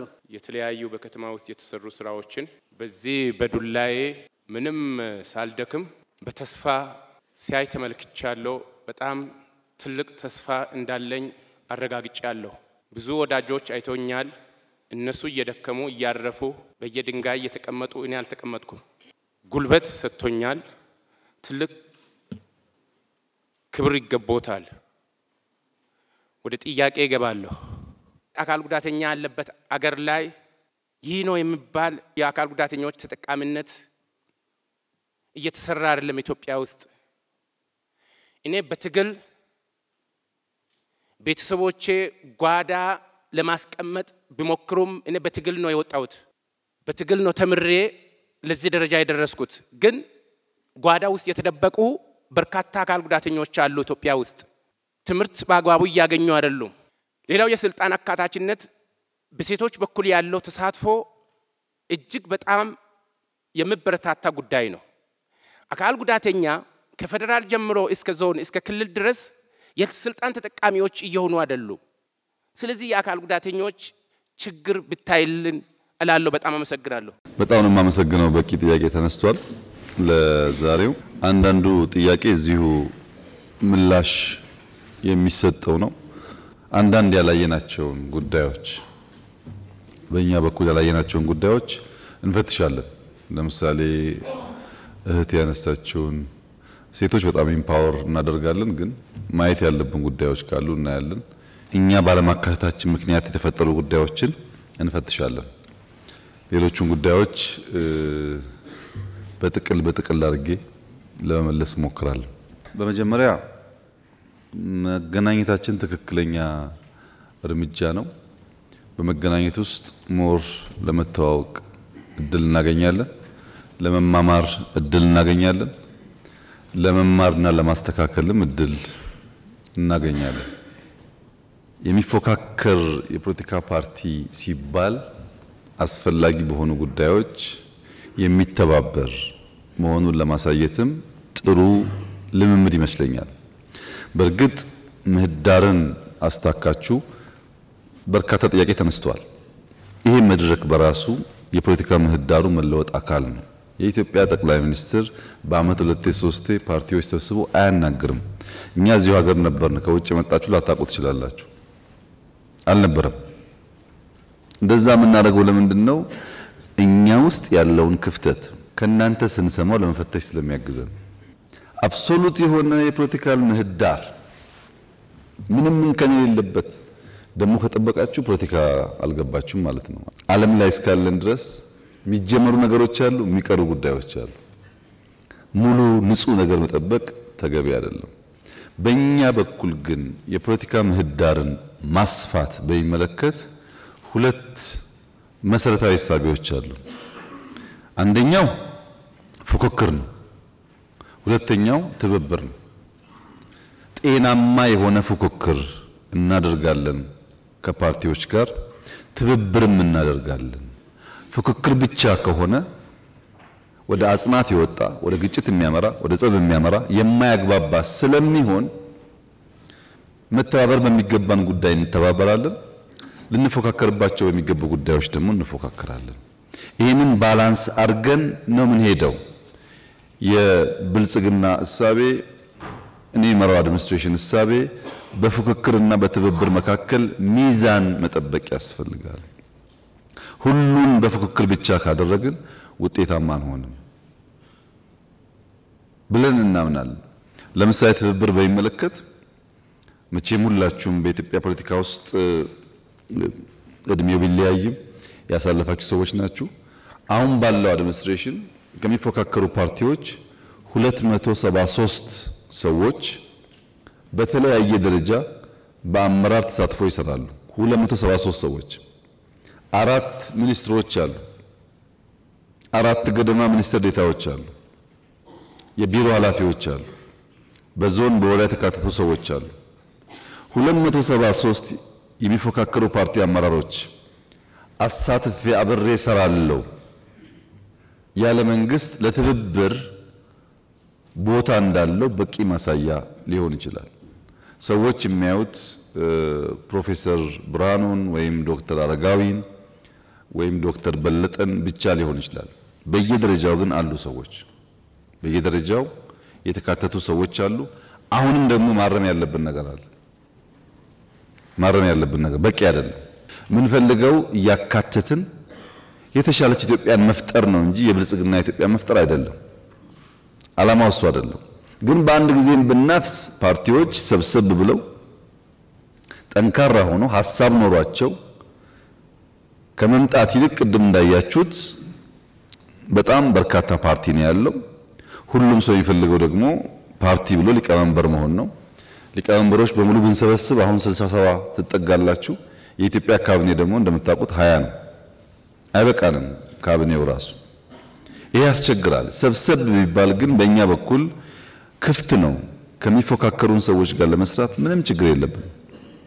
ዋናው መስፈርቱ ግን ኢትዮጵያ አንድ ታላቅ ሀገር ሆና እንድትቀጥል በመንግስት በኩልም በሚፎካከር ፓርቲ በኩልም በተወሰነ ደረጃ የመተው ልምምድ ያስፈልጋል። በተደጋጋሚ አንስቻለሁ። ፕሮፌሰር ብርሃኑ፣ ዶክተር በለጠ በብዙ ጉዳዮች በማክሮ ኢኮኖሚክ ማሻሻያው ላይ በጣም ይጨቃጨቃሉ። በእያንዳንዱ ሪፎርም ይጨቃጨቃሉ፣ ሐሳብ ያነሳሉ። ለኔ የሚቀለኝ የራሴ ፓርቲ ሰዎች ሰብስቤ ካቢኔ ማድረግ ይሻለኛል። ቢኮዝ ካቢኔ ወስጄ ካላጸደቅኩ ልሰራ አልችልም። እነሱ ደግሞ ካቢኔ አባላት ናቸው። መደበቅ አልችልም አጀንዳውን። ሁሉም ጉዳይ እንደሚቀበሉ አድርጋችሁ አታስቡ። እንደዛ አይደለም። በብዙ ጉዳዮች ከፍተኛ ክርክር ያነሳሉ፣ ይቃረናሉ፣ ይጠይቃሉ። እንደዚህ አይነት ልምምድ ግን ካልተለማመድን በጋራ ሀገር ልንሰራ ስለማንችል ይሄው 4 ዓመታችን እኮ ነው። እነዚህ ሰዎች ከባለፈው ምርጫ ጀምሮ የካቢኔ አባላት ሆነው 4 ዓመት አለን እየተጨቃጨቅን። ከውጊያው ስለሚሻል ከስደት ስለሚሻል ነው አብረን የምንሰራው። እና በእኛ በኩል ያለው እሳቤ ፉክክር ብቻውን በቂ አይደለም፣ ትብብር ያስፈልጋል። ባንግባባ እንኳን እየተባበርን ኢትዮጵያን ብንገነባ ይሻላል የሚል ሐሳብ አለን። ተናግረናል፣ ጽፈናል፣ ደግሞ ልንኖረው እየሞከርን ነው። ሙሉ ካልሆነስ እናሰፋዋለን። ለምሳሌ ትግራይ አገልግለው በውጊያው ጊዜ ከስራ ውጭ የሆኑ ሰዎች አሉ የተባለውን እናጣራለን። ይሄ ካለ እናስተካክላለን። ለማስተካከል ዝግጁ መሆናችንን መገንዘብ ያስፈልጋል። ከዲሞክራሲ ልምምድ ችግር የተነሳ ግን በየቦታው ውስንነቶች ይኖራሉ። በታች ወረዳ ዞን ብቻ ሳይሆን ላይም ጭምር ከየት እናመጣዋለን? ኢትዮጵያ ውስጥ ዲሞክራሲ አልነበረም፣ ስንወለድ አልነበረም፣ ስንኖር አልነበረም። ያልነበረን ነገር 100% ለምን አታደርገውም ብትሉ ያስቸግራል። እና ግን ለውጡን እያየን የሚጎለውን ነገር እየሞላን ብንሄድ ደግሞ የተሻለ ሀገር ለመፍጠር የሚያግዝ ይመስለኛል። ለምሳሌ በባለፈው ስንገናኝ በክልል በዞን ደረጃ ችግር አለብን ስላላችሁ ወዲያው ተነጋግረን ሁሉም ክልሎች ሁሉም ዞኖች እንዲያነጋግሯችሁ ተደርገዋል። ከ30 በላይ ኬዝ እንደተፈታ አውቃለሁ። በዛ ውይይት ምርጫ ቦርድ አፕላይ አድርጋችሁ ምርጫ ቦርድ የኛን ተሳትፎ ሲጠይቅ በሚኒስትርና ሚኒስትር ዴታ ብቻ ነው ውክልና የሰጠነው። እስከ ዞን ድረስ ታች ድረስ ስትከሱ ከዚህ ሚኒስትር ወይም ዴታ እየላክን ያ ጉዳይ እንዲጣራ ያደረግነው እንዳይታፈን ስለፈለግን ነው። እነዚህን ጉዳዮች ታነሳላችሁ እየጠብቄ ነበር። እንፈልጋለን፣ ጽፈናል፣ አሰልጥነናል፣ በእኛ ደረጃ ሞክረናል። በጎደለው ደግሞ እናንተን ስናገኛችሁ ግብአት እየወሰድን እያረምን ለመሄድ ነው ያለው ፍላጎት። ከባለፈው በዚህ ደረጃ አስታውሳለሁ በአፋር፣ በሶማሌ፣ በኦሮሚያ፣ በቤኒሻንጉል ብዙ ማጣራት ስራዎች ሲሰሩ እንደነበር አውቃለሁ። አሁንም የሚቀር ነገር ካለ ሲሚላርሊ እናጣራለን፣ ችግር የለም፣ እናስተካክላለን። እንደ በአንድ ጀንበር ሁሉ ይሙላካል ሁሉ እንዳይጎል ጥንቃቄ ማድረግ ያስፈልጋል። ሁላችሁም እንዳላችሁት ከሌብነት ጋር ከጽንፈኝነት ጋር ዲሞክራሲን ኤክሰርሳይዝ ከማድረግ ጋር ብልጽግና ውስጥ ችግር አለ ያላችሁት ትክክል ነው። ለዚህ እየገመገም የምናባረረው የምናስረው ስንት እኮ የምናወርደው ለዚህ ነው። ብልጽግና የሆነ ሁሉ ምንም እንከን የሌለበት ነው የሚል አይነት እሳቤ እኛ የለንም። ይልቁንስ እናንተ ብትፈትሹ ሰው ኢዜማ ሲሆን፣ ሰው አብን ሲሆን፣ ሰው አረና ሲሆን፣ ሰው የሆነ ፓርቲ ሲሆን ተደብቄ እዛ ውስጥ አንድ ግሬ እዚህ አንድ ግሬ ጫካ ሊል እንደሚችል ሲጠይቁት በህግ ሲጠየቅ አረና ይሆናል ወይም የሆነ ፓርቲ ይሆናል ሲጠየቅ። ሌላ ጊዜ ግን የሚሰራው ከሌሎች ኃይሎች ጋር ነው። እኛም ውስጥ ኢንፊልትሬሽን አለ፣ እናንተም ውስጥ ኢንፊልትሬሽን አለ። እኛ ጋር ጠቁሙን፣ በማስረጃ እየገመገምን እርምጃ እንወስዳለን። እናንተም ስንጠቁማችሁ ግን ስሙ። እናንተም ስንይዝባችሁ ግን ለመፈተሽ ዝግጁ ሁኑ። ለዛ ለመፈተሽ ዝግጁ ካልሆናችሁ በቀር ምን ፈልገው ነገር አናመጣም። የከበደንን ነገር ማወቅ አለብን። ቀላሉን ነገር ሳይሆን የከበደንንና ማድረግ ያለብንን ነገር ማወቅ ያስፈልጋል። እና ምህዳርን በሚመለከት በፉክክርና ትብብር መካከል ቆመን የሚፎካከሩ ፓርቲዎች አሳትፈን የተሻለች ኢትዮጵያን መፍጠር ፍላጎታችን ነው ስንል ምህዳር ግን ለማን ይሰፋል ሚለውን ግን መጠየቅ አለብን ሁላችን። ለማን ነው ምህዳር ይሰፋው? ይስፋ የሚባለው ምህዳር ሐሳብ አንግቦ ሐሳብ ሰንቆ ተደራጅቶ ሐሳቡን ሽጦ በፖለቲካ መድረክ ውስጥ ሚናውን ለመውጣት ለሚፈልግ ሰው ነው ወይስ ሐሳብና ነፍጥ ይዞ ሲፈልግ በነፍጥ ሲፈልግ በሐሳብ ለሚለው ነው? ይህን በደንብ ማየት ያስፈልጋል። ኢትዮጵያ ውስጥ ያለው የፖለቲካ ልምምድ ከተቻለ በኮሮጆ ካልተቻለ በካልቾ፣ ዋናው ነገር 4 ኪሎ ነው። ፖለቲካዊ ብቻ ነው። በኮሮጆም ይሁን በካልቾ የ4 ኪሎ ጉዳይ እስካልተመለሰ ድረስ ዲሞክራሲ ምህዳር ላለመቀበል ዝግጁ የሆነ በጣም ሰፊ ሰው ነው ያለው። እንደነዚህ አይነት ሰዎች ደግሞ እድሜ ልካቸውን ይደክማሉ ብዬ ነው የማስበው። መድከም የለባቸውም። አንደርስታንድ ማድረግ አለባቸው። አሁን ያለው አውድ አይፈቅድም እንደዛ። ቶሎ ብለን አጀስት አድርገን በትክክለኛው መንገድ ህግን ተከትለን ፖለቲካ የምንጫወትበትን ነገር መፍጠር ያስፈልጋል። እና የትጥቅ ትግል የማድረግ መብት የሚባል ዴሞክራሲ ዓለም ላይ የለም። ዴሞክራሲ ማለት የምታከብረው ህግ ሲሆን ነው እንጂ ህጉን ሳታከብረው ህጉ ደግሞ እንዲያስከብርልህ መብት መጠየቅ ትክክል አይደለም። ይሄ የትርፍ ጊዜ ስራ አይደለም። በከፊል ፖለቲከኛ፣ በከፊል አሸባሪ፣ በከፊል ጋዜጠኛ፣ በከፊል አሸባሪ፣ በከፊል ብልጽግና፣ በከፊል አሸባሪ፣ እንደዛ አይቻልም። መምረጥ ነው። ይሄ የሚቀላቀልበት ልክ በጣም ሰፊ ነው። ኢትዮጵያ ውስጥ አንድ አባባል አለ። ከስጋው እጾማለሁ ከመረቁ አድርግልኝ የሚባል ነገር አለ። የሚጾም ሰው ከስጋውም ከመረቁም ነው የሚጾመው እንጂ ስጋውን ጾማለሁ መረቅ መረቁን አድርግልኝ ማለት ትክክለኛ አባባል እንዳልሆነ ሁሉ ሲመች በሰላም ሳይመች ሲቀር ደግሞ በኃይል ታገላለው ትክክለኛ ስላልሆነ እኛ ምንፈትሽ መረጃ ባገኘን ልክ እናጠራለን። እናንተም ውስጣችሁን አጥሩ። የጋራ ኃይል የፖሊሲ ዲፈረንስ ቢኖረው በኢትዮጵያዊነትና ኢትዮጵያን በመገንባት እምብዛም የማይለያይ ኃይል ብንሆን ይሻላል። ይሄ መሆን የሚችለው ግን ብቸኛው ኃይል የመጠቀም ስልጣን የመንግስት እንደሆነ ካመን በኃይል ጉዳይ ማስፈጸም እንደምንችል እያሰብን ከሆነ አይሆንም። በህገ መንግስቱ በብቸኝነት ኃይል መጠቀም ስልጣን የተሰጠው ለተመረጠ መንግስት ነው። ያንን መቀበል ያስፈልጋል። አሁን የኛ ነው፣ ነገ ደግሞ ስታሸንፉ የእናንተ ሊሆን ይችላል። አሁን በእኛ እጅ እያለ አክብሩት፣ በእናንተ እጅ ሲመጣ ደግሞ እኛም እንድናከብረው እንለማመደው። ያ ካልሆነ በቀር ሁላችንም እኩል በኃይል እርምጃ ለመውሰድ እየሞከርን የምናስበውን ዲሞክራሲ ኢትዮጵያ ውስጥ ልናመጣ አንችልም። ይሄን ከምህዳር አንጻር ብታስቡበት። ብዙውን ለማቀፍ እየሞከርን ነው። ችግር አለ ስትሉ ተወያይተን እየፈታን ነው። አቶ አደን ባለፉት 6 ወራት 2-3 እንዳገኟቸው አውቃለሁ። በክልልም ውይይት ነበረ። አሁን እናጠናክራለን።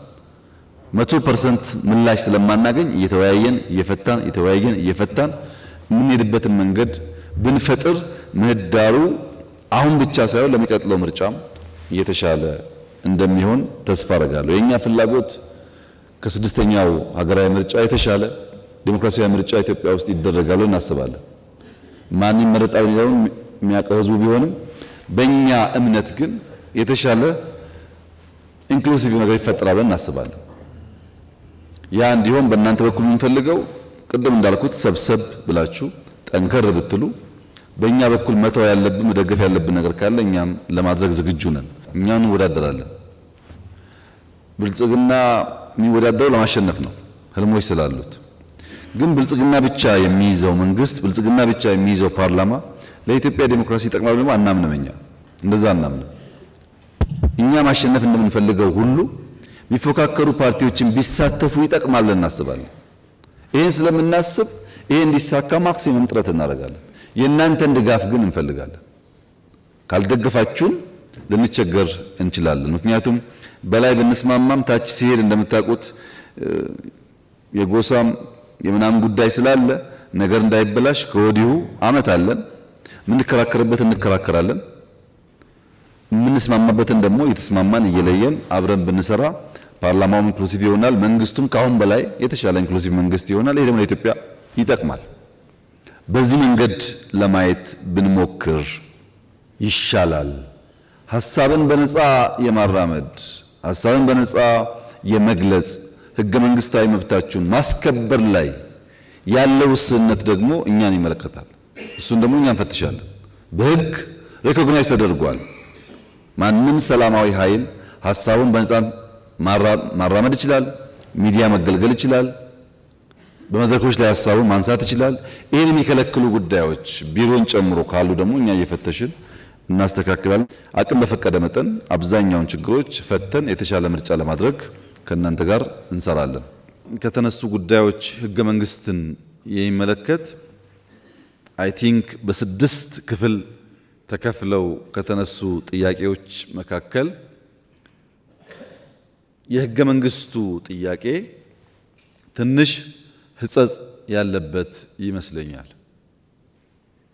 በጋራ ያያችሁት ጉዳይ ከሆነ መልሰን ብንፈትሸው ህጸጹ ምንድነው? አንደኛ ስለ ለውጥ ያለን እሳቤ ህገ መንግስት ካልቀየረ ምኑን የለውጥ መንግስት ይባላል የሚለው እሳቤ ትክክለኛ ሐሳብ አይመስለኝም። ምክንያቱም ለውጥ ህጎች፣ ፖሊሲዎች፣ ስትራቴጂዎች፣ መመሪያዎች፣ ስትራክቸሮች ሊይዝ ይችላል። ይሄንም ሳይዝ የአመራር ለውጥ ራሱ ለውጥ ሊባል ይችላል። ህገ መንግስት ለመቀየር ሲመጣ ለውጥ ተደርጎ መወሰድ የለበትም። በእርግጥ ብዙ ለውጥ መጥቷል ኢትዮጵያ ውስጥ የሚታይ ነገር ነው። የዛሬው መድረክ ጨምሮ ለውጥ ነው።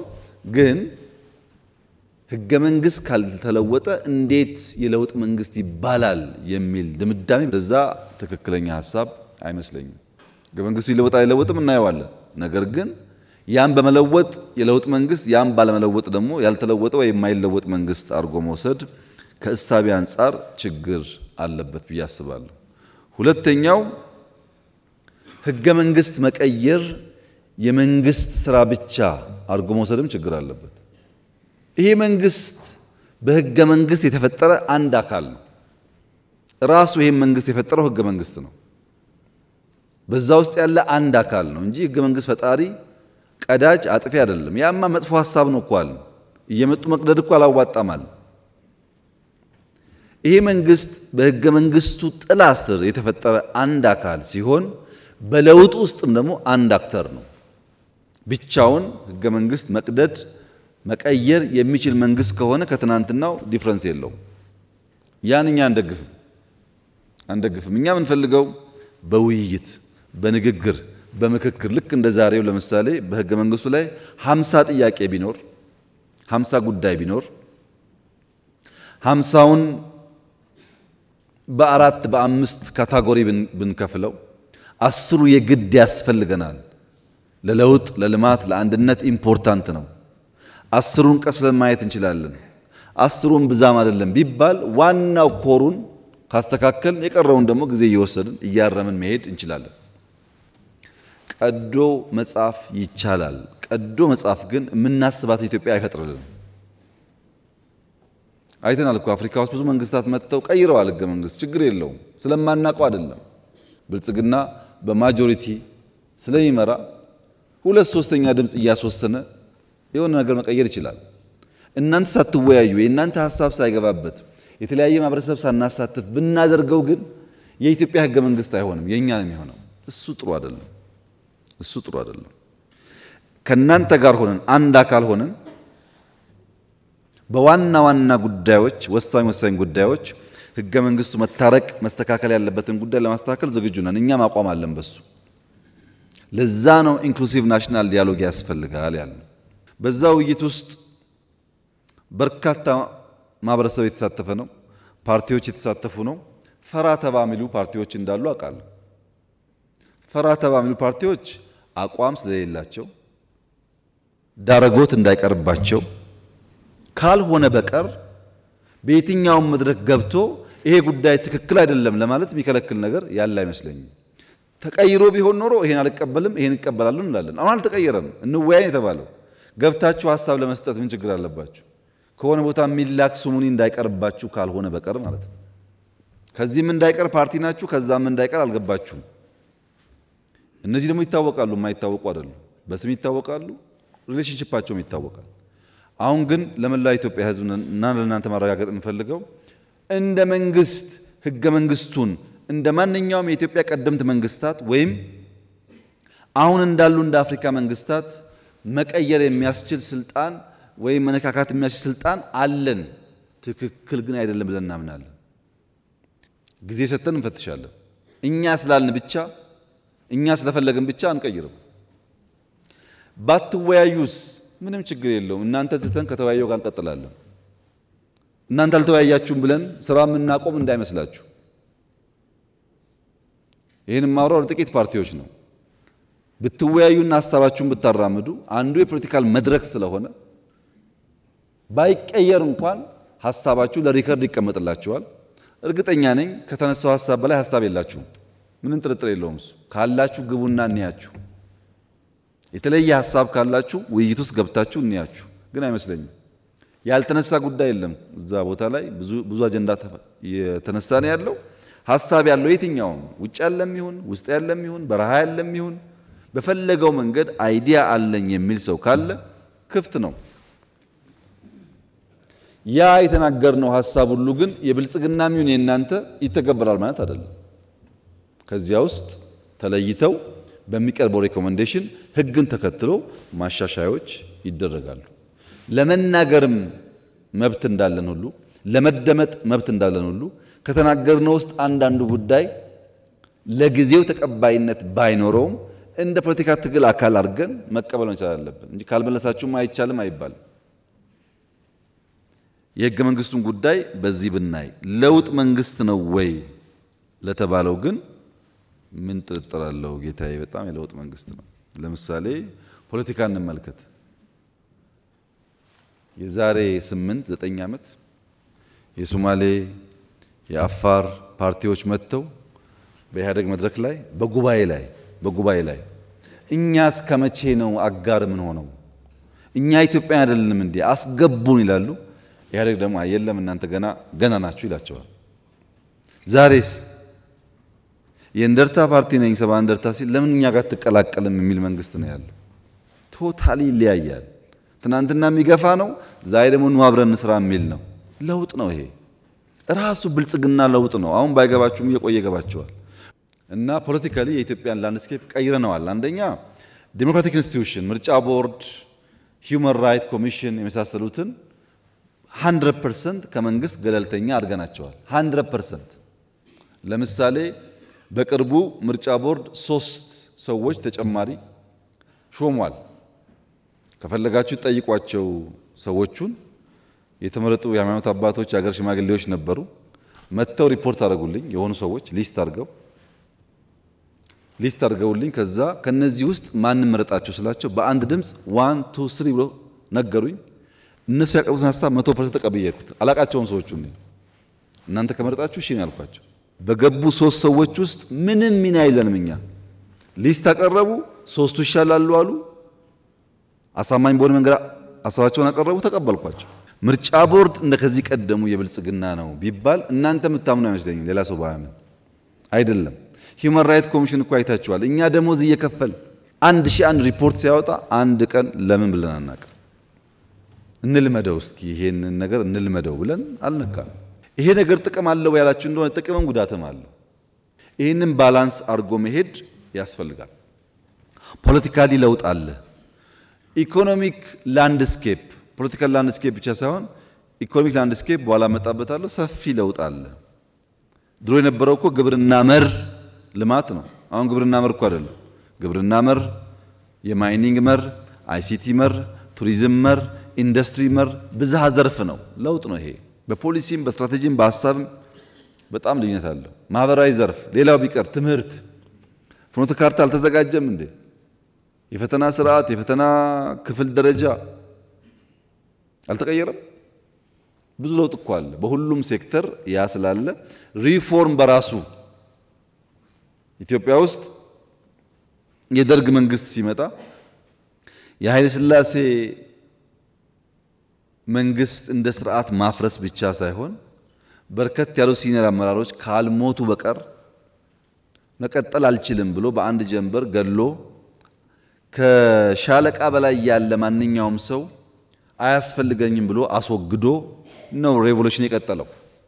በኢህአደግ መንግስት የመጣን እንደሆነ ከሻለቃ በላይ ሳይሆን ከወታደር በላይ አያስፈልግም ብሎ መከላከያውን አፍርሶ 100% አፍርሶ ተቋም አፍርሶ ነው የቀጠለው።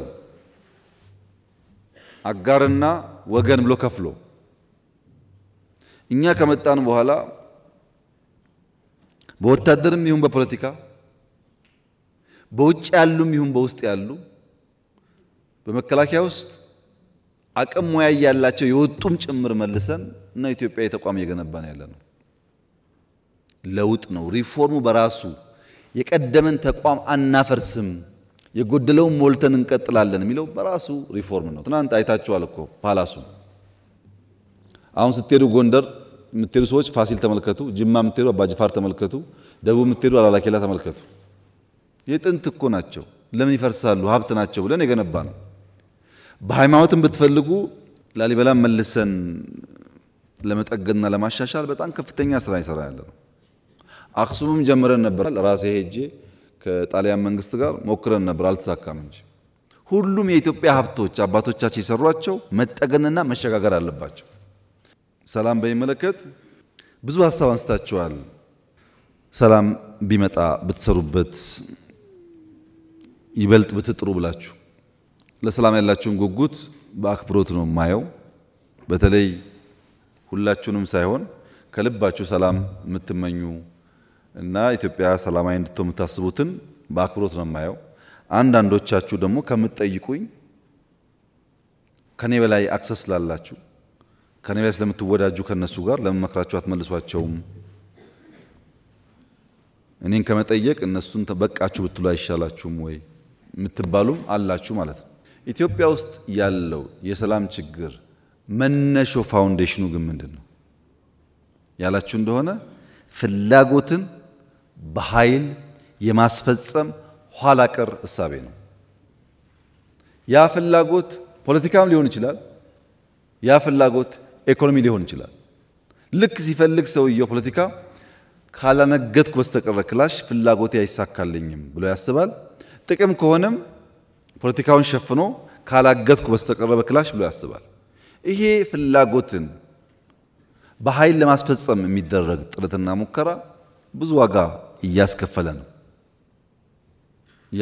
ነው። ይሄን ነገር በጋራ ማስቆም ያስፈልጋል። የተለየ ሐሳብ ያለው ሰው ሁሉ የግድ ውጊያ መግባት የለበትም። በዚህ መንገድ ሐሳቡን ማራመድ ስለሚችል በኢትዮጵያ ባህል ውስጥ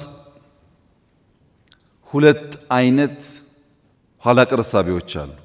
ዋና ፋውንዴሽን ፍላጎትን በኃይል ማስፈጸም ነው ካልኳችሁ በኋላ ሁለት ከዚህ ጋር የሚያያዙ ችግሮች አሉ። አንደኛ አልጋው አልጠናም፣ አልጋው ሳይጠና ነቅንቀው የሚባል በሽታ አሁን አይምሰላችሁ፣ የቆየ ነው። አልጋው አልጠናም እነቅንቀው ደግሞ የሚባለው በሀገር ሰው ብቻ አይደለም፣ ከብዙ ሰዎች ጋር ባንዳ እየተኮነ አጼ ዮሐንስ፣ አጼ ምኒልክ፣ አጼ ቴዎድሮስ ታሪካቸውን ብታዩ ይሄ ነው። አልጋ አልጸናም ነቀንቃለሁ እያለ ይቀጠራል፣ ሌላ ቦታ ይቀጠራል። አንዳንዶቹ ሞተዋል፣ አንዳንዶቹ ተቸግረዋል፣ አንዳንዶቹ መከራ አይተዋል። ያም ሆኖ ኢትዮጵያ ተጎድታለች ሲደመር። አሁንም ያለው ገና ናቸው አልጸኑምና አሁን ነው መነቅነቅ ጊዜው አሁን ነው በሚል ለብዙ ሀገራት የተቀጠሩ ወንድሞቻችን አሉ። የኢትዮጵያን ናሽናል ኢንትረስት የኢትዮጵያን ናሽናል ደህንነት ከመጠበቅ ይልቅ ለሌላ አገር መቆም የመረጡ ሰዎች አሉ። ለምን አልጋው አልጸናምና አሁን ነው የምንነቀንቀው ብለው። ሁለተኛው ደግሞ የፖለቲካ ንግድ ነው፣ መብት ሽፋን ነው። ለምሳሌ የኦሮሞ መብት አልተከበረም ብሎ ክላሽ ይይዛል።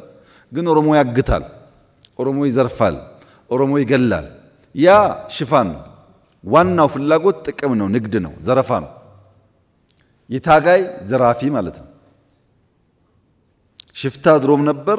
የአሁኑ ደግሞ በዚያ መልክ ራሱን አሻሽሎ እርስ በርሱ የማይተዋወቅ ግሩፕ ራሱ አንዱ ግሩፕ ጅማ፣ አንዱ ግሩፕ ወለጋ፣ አንዱ ግሩፕ ሸዋ ቢሆን በአንድ ስም ይጠራል። ግን ዘራፊ ነው፣ አጋች ነው። ለምን እንደዛ ሆነ ያላችሁ እንደሆነ ህዝባዊነትና ህዝበኝነት ተቀላቀለ ኢትዮጵያ ውስጥ። ትምህርት ቤት ማሰራት ለህዝብ ብዬ ነው፣ ትምህርት ቤት ማፍረስም ለህዝብ ብዬ ነው፣ አስተማሪ ማገት ለህዝብ ብዬ ነው። ትግል ነው። ማዳበሪያ አርሶ አደሩ ጋር እንዳይደርስ መንገድ መዝጋት ትግል ነው። ከዚያ ደግሞ መንግስት ማዳበሪያ አልሰጠም ብሎ መጮህ ትግል ነው። እንደገና ህዝበኝነትና ህዝባዊነት ድንበር ስተው ሲቀላቀሉ ሌባውና ጨዋው እኩል የሚጮሁበት ሀገር ሆነ። የሚሰራውና የማይሰራው እኩል የሚጮሁበት ሀገር ሆነ።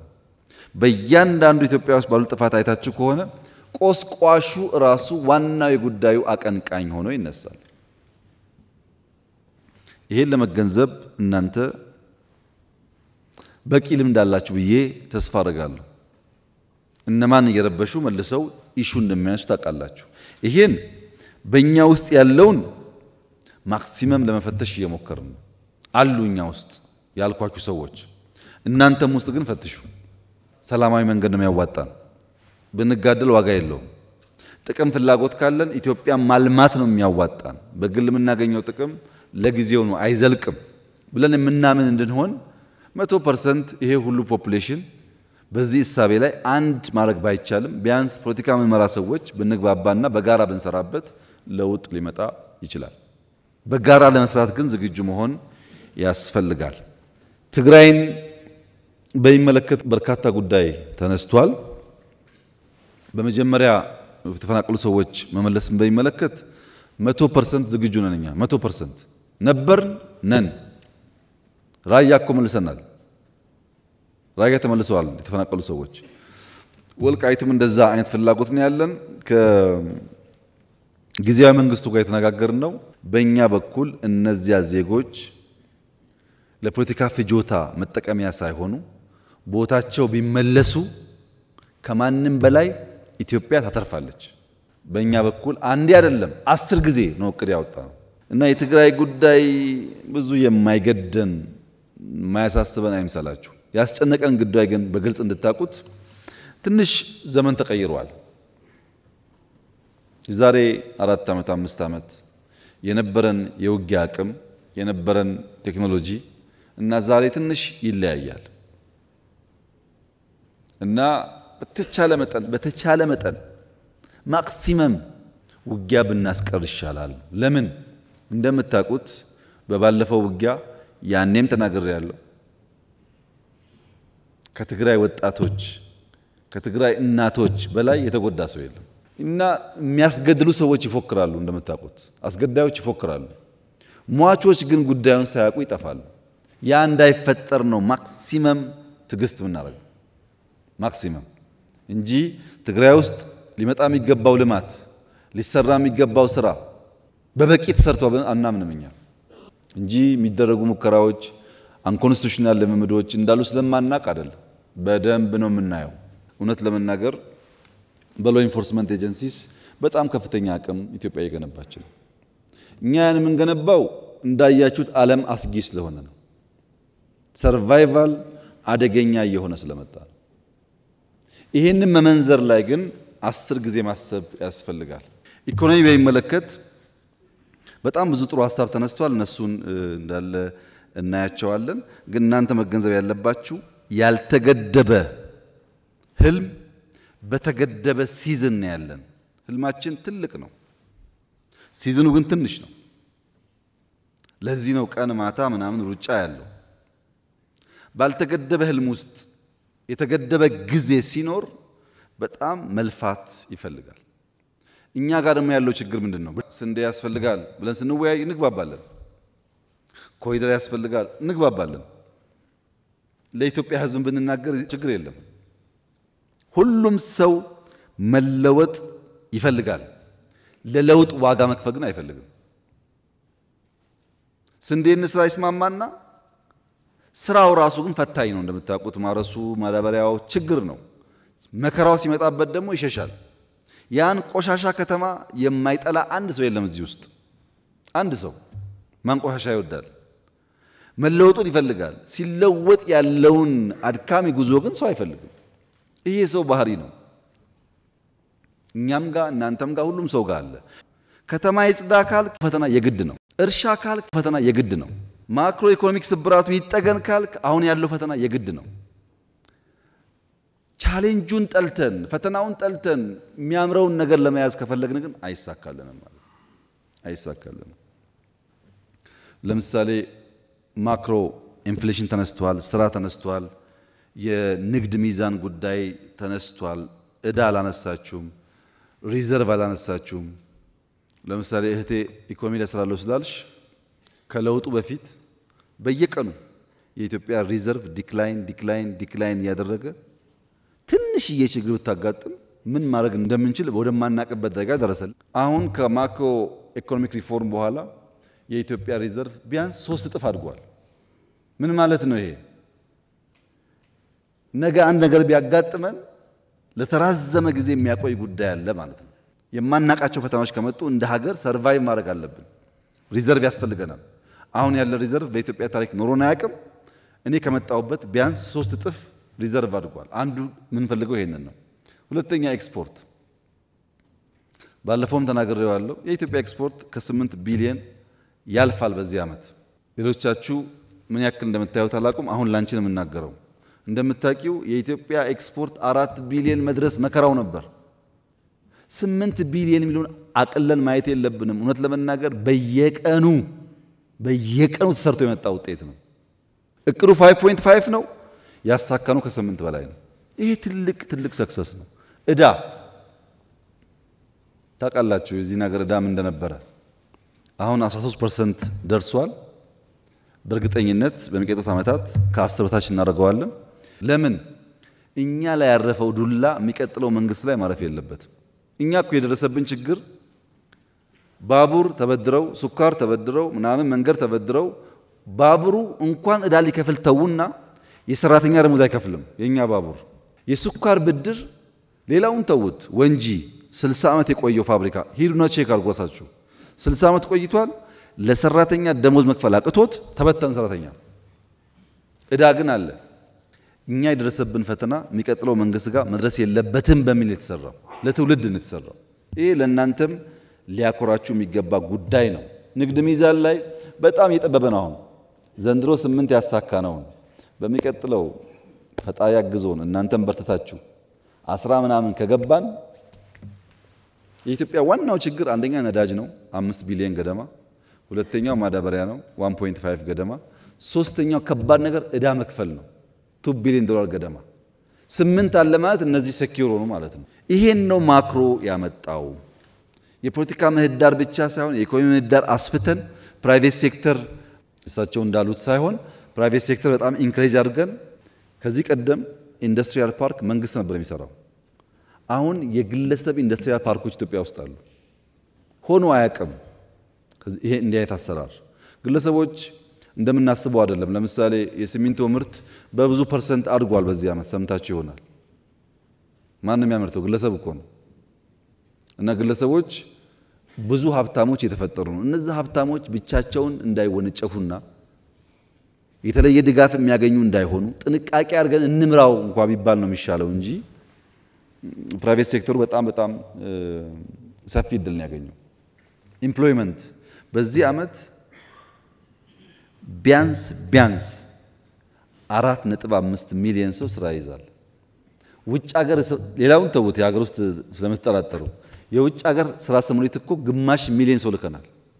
የተመዘገበ ደሞዙ የሚታወቅ ማን ቤት እንዳለ የመንግስትም ነግራችሁ ግማሽ ሚሊዮን ወጣቶች ሰልጥነው ውጭ ሀገር ስራ ይዘዋል። 60 ሺህ ገደማ ወጣቶች እዚህ ሆነው ሪሞት ጆብ ለተለያየ ኩባንያ ይሰራሉ። እዚህ ሆነው ድሮ አልነበረም። በቂ ነው ወይ? አይደለም። ዓለም ላይ ያለ ኬዎስ ነው። እኛ ውስጥ ያ ችግር አለ። እንዴት እንፍታው ነው እንጂ ብንመጻደቅበት ዋጋ የለውም ነገርየው። ኢንፍሌሽን አምናና ዘንድሮ ቢያንስ በግማሽ ቀንሷል ኢትዮጵያ ውስጥ ቢያንስ በግማሽ። ኢንፍሌሽን ላይ የተከተለው ምንድነው? 3 ነገር ነው። አንደኛ ማምረት፣ ስንዴ ማምረት፣ ሩዝ ማምረት። ሁለተኛ መደጎም፣ አምርተንም ደግሞ እጃጠር ሰዎች ስላሉ እንደጎም ብለን 350 ቢሊዮን ብር በዚህኛው ዓመት ደጉመናል። ለነዳጅ፣ መድኃኒት፣ ለሴፍቲ ኔት ማዳበሪያ ተደጉሟል በዚህ ዓመት። ሶስተኛው ደግሞ ማሳለጥ ነው። አንዳንዴ ምርቱ እያለ ፈላጊና ተፈላጊ ስለማይገናኙ ዋጋ ውድ ይሆናል። አዲስ አበባ ላይ ታቸዋል 4-5 ተሰርተናል። አርሶ አደሮች አምጥተው የሚሸጡባቸውን ቦታዎች 1000 በላይ to be exact 1480 ገደማ ሰንደይ ማርኬት ተፈጥሯል ኢትዮጵያ ውስጥ። ይሄን ደግሞ እያሰፋን ሄደን ፈላጊና ተፈላጊ የሚሸጥና የሚገዛ ነገር እናገናኝ ነው። ዘመን ገበያ ቨርቹዋሊ በቅርቡ የጀመርነው ዘመን ገበያ ይሄ እያደገ ሲሄድ መሀል ላይ ደላላ እየቀነሰ በሚሄድበት ሰዓት የኢኮኖሚ ጉዳዩ መልክ እየያዘ ይሄዳል። በእኔ እምነት እውነቱን ለመናገር ማክሮ ኢኮኖሚ የጠየቀኝ ሰው ስላለ ነው ከምጠብቀው ፍጥነት በላይ ሪስፖንድ አድርጓል። አልጠበቅኩም። እኔ የነበረኝ ሐሳብ ለተወሰነ ጊዜ እንቸገራለን በኋላ መፍትሄ እናገኛለን ነበር ያልኩት ያኔ። ግን within a year ሪስፖንድ ያደረገበት መንገድ በጣም ተስፋ ሰጪ ነው። ካፒታል ማርኬት፣ ዲጂታል ማርኬት ጋር የተነሳው ጉዳይ እንዳለ ነው የምወስደው። የእህቴን ሌብነት በሚመለከት ብዙ አልሰራችሁም ላለችው እህቴ በሁለት መንገድ ብናየው ጥሩ ነው። እኔ ሁልጊዜ እንደምናገረው በእርግጠኝነት መንግስታዊ ሌብነት የለም። ይሄን ማው ለፖለቲካ ነው ከልቤ ነው የምናገረው። መንግስታዊ ሌብነት የለም። ነገር ግን ሌብነት እንደምታውቂው ውስብስብ ነገር ነው። ግለሰቦች በምን ደረጃ እንደሚያጭበረብሩ ድረት ነፍቶ መናገር አይቻልም። እኔ ሁልጊዜ የምናገረው በማህበር ተወያይተን በቃ አሁን ወርቅ 3 ኩንታል ነው አንዷን እንደብቅ አንልም። እንደዛ የለም። እንደ መንግስት የለም አልኩ እንጂ እንደ ሀገር በግለሰብ ደረጃ ሌብነት የለም አላልኩም። አንድ ሁለተኛ እሱንም ባላንስ አድርጎ ማየት ያስፈልጋል። በተለይ ታች ዝቅ እያልን ስንሄድ ለመታወቂያ ለሆነ ለቅጣት ለግብር እየተባለ ስለበዛብን ነው መሶብ ያልነው እኮ። ግለሰቡ ጋር ዲል ማድረግ ስለማንችል ሲስተም እንስራ። ሰጪውና ተቀባዩ ካልተገናኘ ነው እንጂ ያ ነገር የሚሳካው በፍጹም ሰው ኦሪየንት አድርጎ ሰው መክሮ አሰልጥኖ አትስራቅ ማለት ብዙ የሚሳካ አልመሰለኝም። ለእናንተም ስትመጡ መንግስት ስትሆን ያስቸግራቸዋል። መፍትሄው ሲስተም ነው። አሁን መሶብ ተሰርቷል በየቦታው ሐዋሳ ላይ፣ አርባ ምንጭ ላይ፣ ጅማ ላይ፣ ባህር ዳር ላይ እናስፋፋዋለን ጀምረናል። መሬት ለምሳሌ እዚህ አዲስ አበባ ዙሪያ እስከ አዳማ ድረስ ኦልሞስት ፉሊ ኦቶሜትድ ተደርጓል እኮ። ድሮ በጂኦስፓሻል ማድረግ አይቻልም፣ አሁን ሆኗል። ያለ መፍታት መፍትሄው ሲስተም ነው። ሲስተም ጀምረናል። ያን እየፈታን እንሄዳለን። ሀብታም ኢንቨስተር በሚመለከት የኢትዮጵያ ቦታ መሸጥ የተባለው የኢትዮጵያ ሕገ መንግስት መሬት መሸጥ መለወጥ አይፈቅድም። ለውጭም ይሁን ለውስጥ አይፈቀድም። ከየት እንደመጣ ሐሳቡ አልገባኝ። እኛ የፈቀድነው በሪል ስቴት በሊዝ ቤት መግዛት እንዲቻል ነው። ይሄ ደግሞ ብዙ ካፒታል ስለሚያመጣ ነው። ጥሩ አየር አለን፣ ጥሩ ሀገር አለን፣ ኑና እኛ ጋር ኢንቨስት አድርጉ መባሉ ብዙ ጉዳት ያለው ነገር አይደለም። ግን ለውጭም ይሁን ለውስጥ ሰው መሬት አይሸጥም፣ አይለወጥም። አሁን ባለው ሕግ አትሊስት ወደፊት አላቅም። ቤት ግዙ ነው ያልነው። ቤት ማለት ጣራና ግድግዳ ግዙ ነው ያልነው። ይሄ መጥፎ ነገር አይመስለኝም እና እንዴት እንዳያችሁት ባላቅም ጠቃሚ ነገር ነው። ንግድ ላይ ኢንቨስትመንት ላይ አፕሮቻችን ግን መርጠን ነው ሄድ ሃንት የምናደርገው።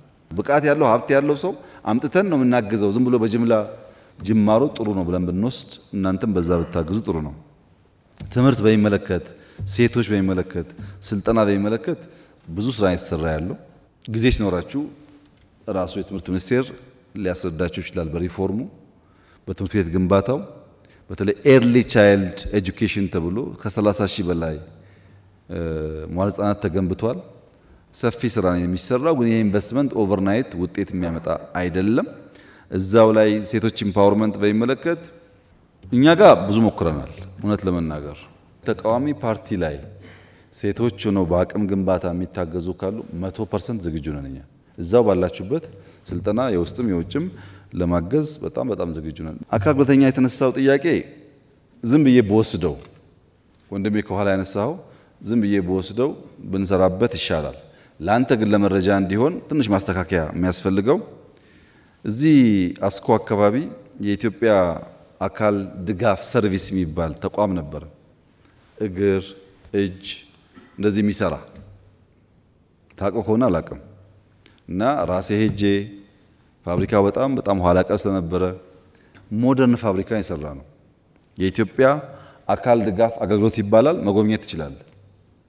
ያ ለብዙ ሰዎች ለምሳሌ ድሮ የነበረው እግር አይተጣጠፍም፣ ይከብዳል፣ አስቸጋሪ ነው። የነዚህ ግን እንደዛ ፕላስቲክ ነው፣ በጣም ቀላል ነው፣ እግር የመሰለ ነው። ሲለብሱ ደግሞ አይታወቅም፣ ያራምዳቸዋል። ይሄን ኢትዮጵያ እያመረተች ነው ያለችው። ደግፈን የሰራ ነው። ጎብኝታችሁ ከሆነ አላቅም። የብላይንድ ስኩል አዲስ አበባ የሰራ ነው በፈርስት ሌዲ ኦፊስ። ምንም ጥርጥር የለውም አፍሪካ ውስጥ የለም። በጣም ምርጥ ሃይ ስኩል ነው የሰራ ነው። ቦርዲንግ አሁንም 4 ገደማ ከውጭ ደጋፊዎች ጋራ እየሞከሩ ነው። አንዱን ሰሜን፣ አንዱን ምስራቅ፣ አንዱን ምዕራብ፣ አንዱን ደቡብ ለመስራት እየተሞከረ ነው ያለውና ሙሉ በሙሉ የተረሳ ጉዳይ አይደለም። ግን አንተ ባልከው ልክ ስላልሆነ እንፈትሻለን። እኛ በስልጣኑም በሌላውም አሉን የተወሰኑ ሰዎች አሉን። በቂ ስላልሆነ እንፈትሻለን። በሴቶች ልክም ባይሆን ማሳተፍ አለብን። ቁጥሩ እንዳልከው ቀላል ስላልሆነ ዲፕሎማሲ በሚመለከትና ቀይ ባህር በሚመለከት የኛ አቋም ለኤርትራም ለጅቡቲም ለሶማሊያም የሚጠቅመው ሰላማዊ ኢትዮጵያ ካለች የለማች ኢትዮጵያ ካለች ነው። የለማች ኢትዮጵያ ከሌለች ያው ችግር መሆኑ አይቀርም። ኢትዮጵያ ትልቅ ሀገር ናት። ትልቅ ፖፑሌሽን ነው። ትልቅ አቅም አለው። ይሄ አቅም ለጥፋትም ለልማትም መዋል ይችላል። ወደ ጥፋት እንዳይሄድ ወደ ልማት እንዲሄድ ወደ ትብብር እንዲሄድ በእኛ ዙሪያ ያሉ ሀገራት የኢትዮጵያ ሰላም ግድ ነው፣ ሰላም ካልሆነች እንጎዳለን ብለው ማሰብ ይኖርባቸዋል። ለዚያ ጥያቄው በህጋዊ መንገድ ተነስቷል። እያየነው ነው፣ እናየዋለን። እና እናንተም እኔም ለሰላም ቅድሚያ እንስጥ። የባህር በር ጉዳይ ፖለቲካ አናርገው። ይሄ አጀንዳ አይደለም፣ የህልውና ጉዳይ ነው። ኤግዚስት ማድረግ አንችልም። እንደ ሰው ማዳበሪያ ሲገባ ነዳጅ እየቆመ ነዳጅ ሲገባ ውሃ እየቆመ የሚባል አይነት አካሄድ ኢኮኖሚ እያደገ ሲሄድ ስለማያዋጣ እነሱ ልክ እንደኛ ማሰብ አለባቸው። እዚህ የኛ ምርጫ ሰላም ነው። በቢዝነስ ህግ ሊፈታ ይችላል እናስባለን። መጨረሻ መቋጫው የኢትዮጵያ ተፎካካሪ ፓርቲዎች ማወቅ ማመን ያለባቸው ነገር የኢትዮጵያ ህልውናና ሶቨርኒቲ ስጋት የሆነበት ዘመን አልፏል። እንኳን የመንደር ጎረምሳ ማንም ኢትዮጵያን በኃይል ማንበርከክ አይችልም። አሁን ስጋት መኖር የለበትም። ኢትዮጵያ አንድ ናት፣ አንድ ሆና ትቀጥላለች። ኢትዮጵያን ለመበተን ኢትዮጵያን ይፈልጉ ነበር ላለፉት 100 ዓመታት። አሁን የሚፈልጉ ሰዎች አሉ። እነሱ ይጠፋሉ፣ ኢትዮጵያ ትቀጥላለች። ምንም ጥርጥር የለውም። ይሄ በዛም ወገን ይሁን በዚህ ወገን ኢትዮጵያን ቀንሳለሁ፣ ቆርሳለሁ፣ አስቆርሳለሁ የሚል ኃይል እሱ እየፈረሰ ይሄዳል እንጂ ኢትዮጵያ ምንም አትሆንም። ምንም ከዛ አልፋለች። አሁን ብልጽግናዋን በሚመለከት ቅድም እንዳነሳሁላችሁ ጅምሮቻችን ተስፋ ሰጪ ናቸው። በከተማም በገጠርም ብዙ ተስፋ ሰጪ ጉዳይ አለ። እድገታችንም ይጨምራል፣ ኤክስፖርታችን ይጨምራል፣ ገበያችን ይጨምራል፣ እንደ መንግስት ያለን ቁመና ይጠናከራል። የተሻለ ዴሞክራሲያዊና ኢንክሉሲቭ ከባለፈው ምርጫ የተሻለ ኢንክሉሲቭ ምርጫ ኢትዮጵያ ውስጥ ይካሄዳል። ይሄን የማይፈልጉ ሰዎችስ አሉ፣ ይኖራሉ፣ ይጮሃሉ፣ ይሳደባሉ፣ ጎፈንድሚ ይሰበስባሉ። እኛስ ኮሪደር እናለማለን፣ ስንዴ እናስፋፋለን፣ ህዳሴ እናስመርቃለን፣ ምርጫ እናካሂዳለን። ይቀጥላል ማለት ነው። ኢትዮጵያ ትቀጥላለች። የሚጮህ ድምጽ፣ የሚሳደብ ድምጽ፣ ተስፈኛ ድምጽ ሁሉ ይጥፋ ብላችሁ አታስቡ። እነሱ ይሳደቡ፣ እናንተ ስሩ። እኛ የምናደርገው እንደሱ ነው። ታሪክ እንዴት ይመዘናል እናየዋለን። ችግር የለው። መስራት የሚፈልጉ ብቃት ያላቸው ሰዎች ከእናንተም ውስጥ እንዲበዙ ነው የምንፈልገው። በስተው ተባብረን ኢትዮጵያን እናጽና እናልማ። በሀሳብ ካልተግባባን ችግር የለውም፣ ችግር እኮ የለውም። እንከራከራለን፣ እንጨቃጨቃለን፣ ግን ኢትዮጵያን በጋራ እናለማለን። በዛ መንገድ እኛ ዝግጁ ነን። ምህዳር እንዲሰፋ እኛ የቸገረን አብረን እንስራ ስንል እኛ ጋር እየሰሩ ሽፍታ የሚያግዙ ነው አስቸጋሪ ሆኖ የምናገኛቸው። ኢንክሉዚቭ ናሽናል ዲያሎጉን በጋራ እናሳካ፣ ትግራይን ጨምሮ ለማንም ጠቃሚ ነገር ነው። ባይሆንስ መሆኑ እኮ አይቀርም ነገርየው። አንተ ትቀራለህ እንጂ ነገርየው ይሆናል። ከምትቀር ሐሳብህን አስደምጠህ ከምትናገረው 10 2 3 እንኳን ተቀባይነት ካገኘ ድል ነው ማለት ነው። በዚያ መንፈስ ሁሉም ሰው በንግግሩ ይሳተፍ። በሚቀጥለው ምርጫ ተጠናክራችሁ ተሰባስባችሁ ማክሲመም ድጋፍ እናደርጋለን። አብረን በሰላማዊ መንገድ እንታገላለን። አሁን ደግሜ ማረጋግጥላችሁ ነገር ባለፈው ብያችኋለሁ። አብላጫ ሲት በፓርላማ ካገኙ እመኑኝ 97 ኢትዮጵያ ውስጥ አይደገምም። አመስግነን ሰተንም እንሄደውኛ አይደገምም እሱ። እናንተ ግን አሁን ባላችሁበት ሁኔታ ያን ነገር ማሳካት ስለሚያስቸግር ሰብሰብ ማለትን እመኑ። 10ም አገኙ 20ም አገኙ እኛ ካሸነፍን አብረናችሁ እንሰራለን። ካሸነፋችሁ እንሰጣችኋለን። በምን? በሰላማዊ ምርጫ። ወይ ተሸነፋችሁ አብሮ ለመስራት ተዘጋጁ፣ ወይ አሸነፋችሁ በሰላም ለመቀበል ተዘጋጁ። ከዚህ ውጭ ያለው ምርጫ ብዙ አያዋጣም። ኢትዮጵያ አሁን በሽፍታ በክላሽ በምናምን አልፈናል። ከዛ 100 ዓመት ቢታገል ማንም ሰው በክላሽ አያሸንፈንም። 100 ዓመት ጥቅም የለውም። ከመጡስ እንቀበላለን። ለምን? ለኢትዮጵያ ሰላም ሲባል።